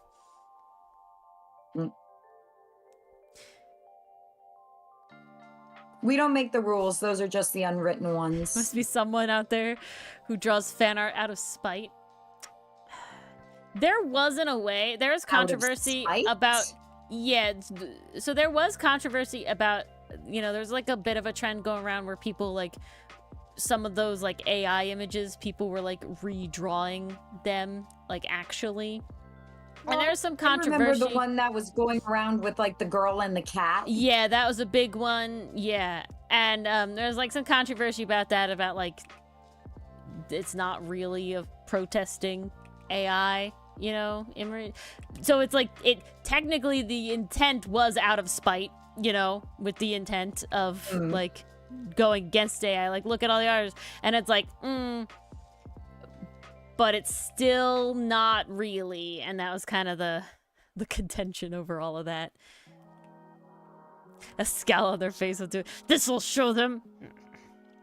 See, the only thing is I find I'm not sure how that would spite, and I think the only way you would spite is what the content of the fan art is, and then people definitely do fan art, quote unquote, out of spite, but they draw the characters in a very negative way, purposefully, especially when creators have expressed that they don't like their characters drawn a certain way.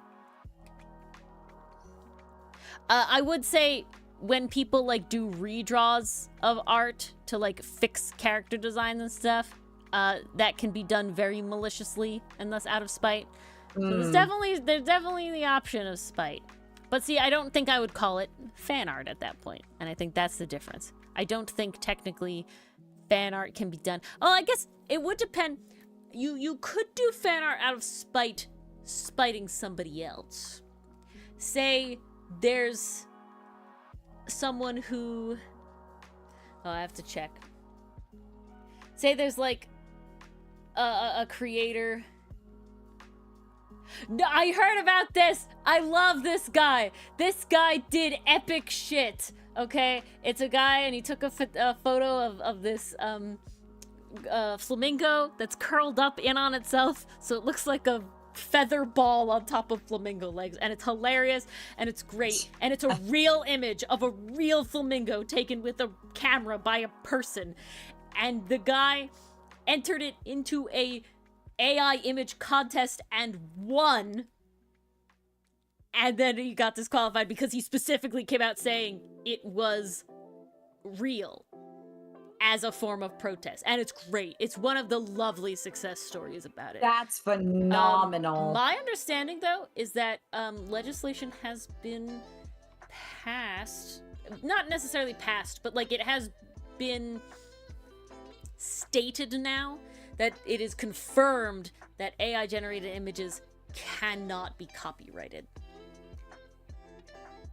That is my current understanding. That they are not copyrightable under copyright. What that means is that is good for like brands and movies and stuff like that, because they can't copyright their work then, and you can't copyright your book covers and all this sort of stuff. Yeah, no, there's a lot of stuff. There was one person who's one of the very early people to win a art competition with an AI generated image, was trying to get copyright ownership of it, of that piece of work, and with everything that's gone on, it's basically like, nope, you can't. It does not have enough human touch to it. Now, unfortunately, there is a level of human touch that you can add to a AI generated image that does make it copyrightable, but it has to be considered a significant amount of effort put in by you. So like mildly edited things, that sort of stuff. The spite thing you've seen.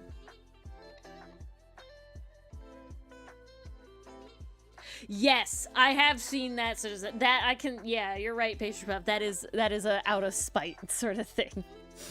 Yeah, so that's the big thing. The thing is, you're spiting something else, right? I don't think you can be spiting the art itself, because I would also say the people who are making those memes are not the person who drew it 90% of the time. You know?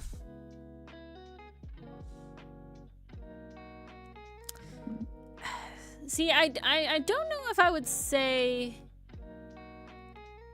It depends, because it's like, I would not have said that, like, the people making good 2D, you know, original Disney-styled animatics for, you know, the Mufasa movie to be out of spite, right?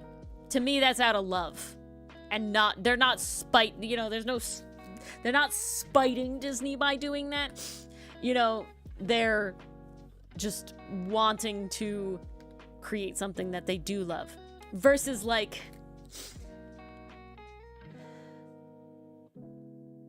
I can see, like, let's say, okay, I'm gonna use the VTuber community as just like a vague thing, just because they can be really weird sometimes. And so let's say there's two VTubers, and one of them is like hating on the other one for whatever reason. I can see, like, you drawing fan art of the one that is getting hate on for no reason be out of spite to the other creator, right? I don't necessarily know or like creator A who's being ragged on, but I don't like that creator B is ragging on them, so out of spite, I'm gonna give creator A more fan art, right?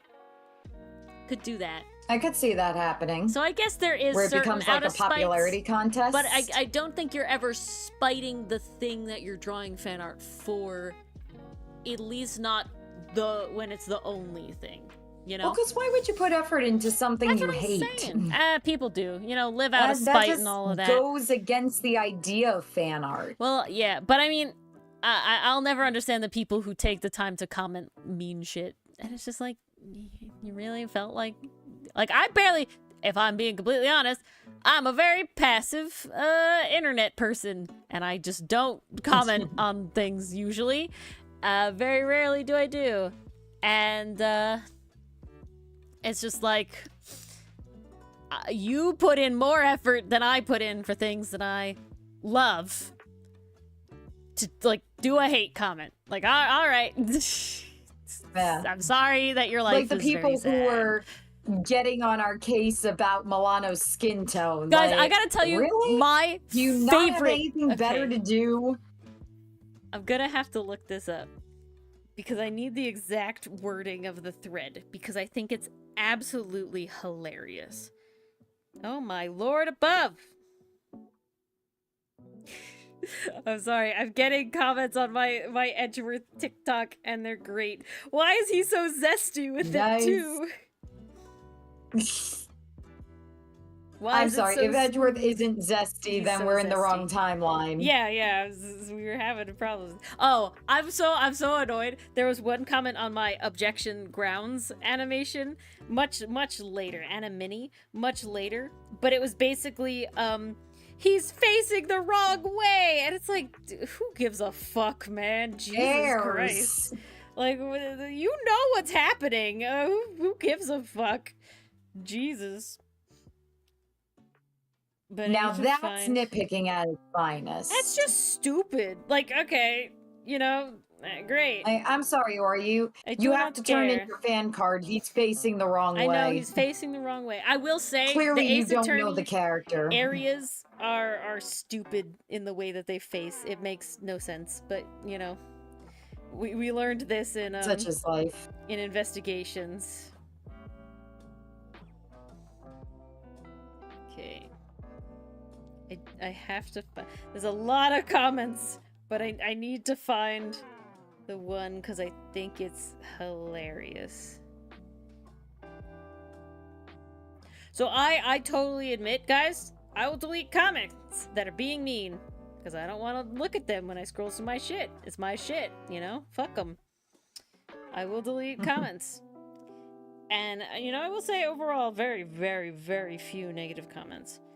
But there were a few on lucky. the Milano Fee Fi Fo Fum one, and I deleted them.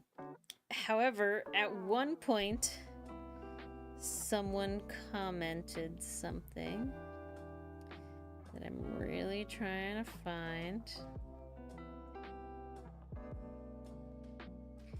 Because people are very nice. Lots of emojis. Oh my god, so many emojis. Okay, I got to the end, I guess? I don't know. Alright, I couldn't find it easily. Basically, someone's like, is it just me, or why are there no hate comments or whatever? And then someone, like, replies and, like, they're like, oh, here it is, I found it. Someone says, where are the hate comments, or am I just mean? And then the reply goes, and then one reply goes, could you edit, animate, and create all that? And then, someone says, you're just mean. And then, okay, I don't know what Dandy's World is, but apparently I guess their, like, image at the time was, like, Dandy's World, and there's hate on that community or whatever. But they're just like...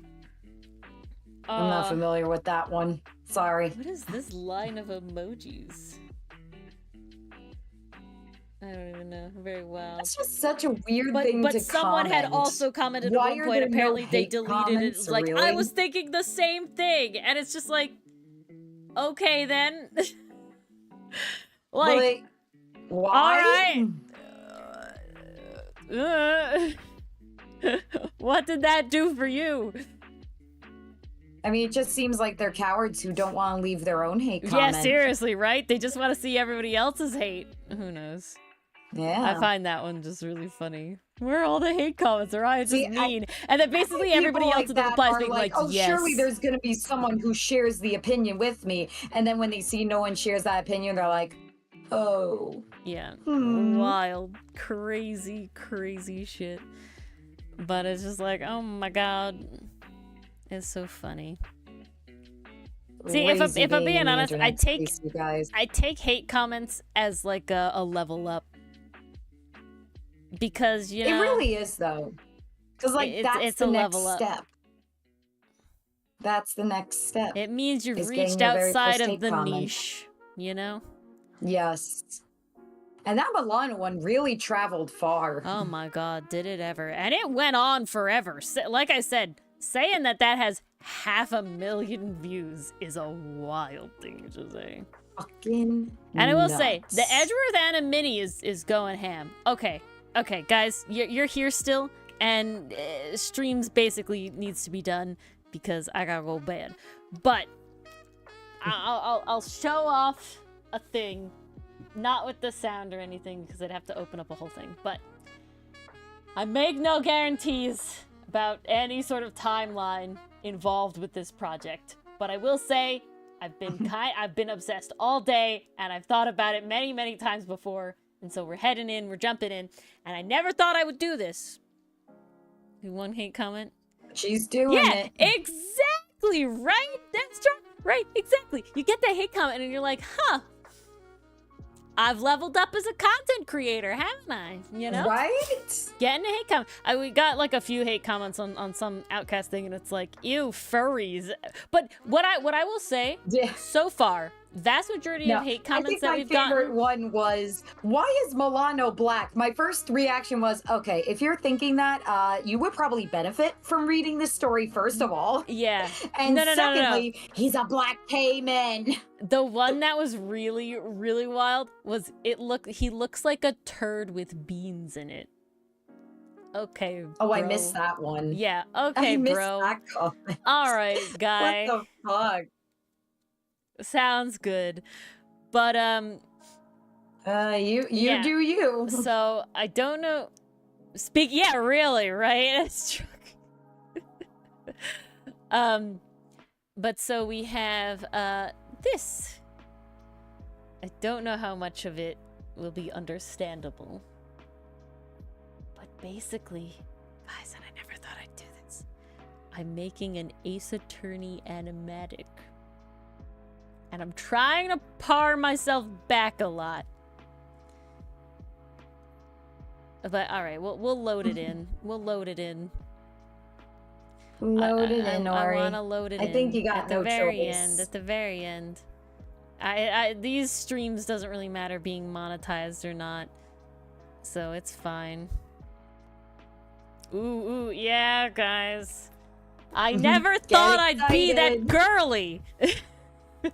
But here I am. Turns out she is. I became a fucking Ace Attorney girly, guys. Jesus Christ. I will say. It has happened. Never thought I would say that. Okay, Milano, are we what gonna the open, hell's please? going on with your shirt? This is the storyboard. I want this one. No. No, that is not where your elbow This is not what I want. I want animation. There we go. Okay, here we are. Yes. Okay, we'll pretend your elbow's there. I need Or to, you will tell me otherwise make later. this bigger, and then we can do it. Here we go. All right. Again, high thumbnail area. Okay. This is literally the animatic of these really sketchy. This isn't even the whole thing. This is just up through the first chorus, the first verse and the first chorus. The chorus will be the same animation every time, so I do have to animate. Again, it won't be animated. It will be animatic. I'm not even gonna say animini. It'll be animatic-y. We'll see how much life I get in me. But yeah. So this is just to timing with the song. So Pastry Puff, at this current moment, everything is in Clip Studio Paint. I have done things, so the Outcast opening, again, anime-ish, was done in sections in Clip Studio Paint, and then it was edited in DaVinci Resolve. I will probably do stuff with this in DaVinci Resolve, for certain movements, but I have gotten better at Clip Studio, so who knows if I have to. And I do now have Clip Studio Paint.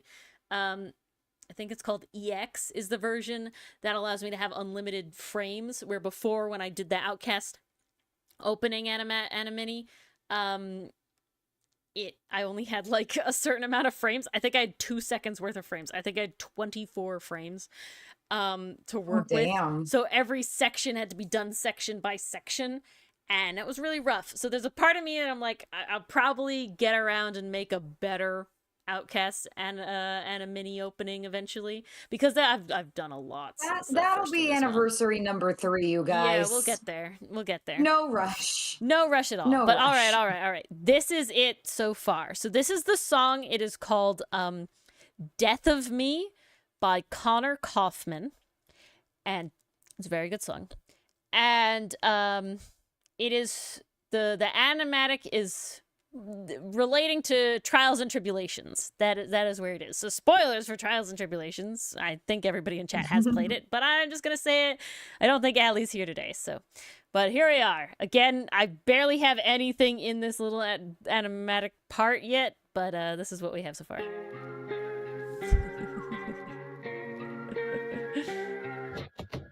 I'ma bleed you out like a sickness.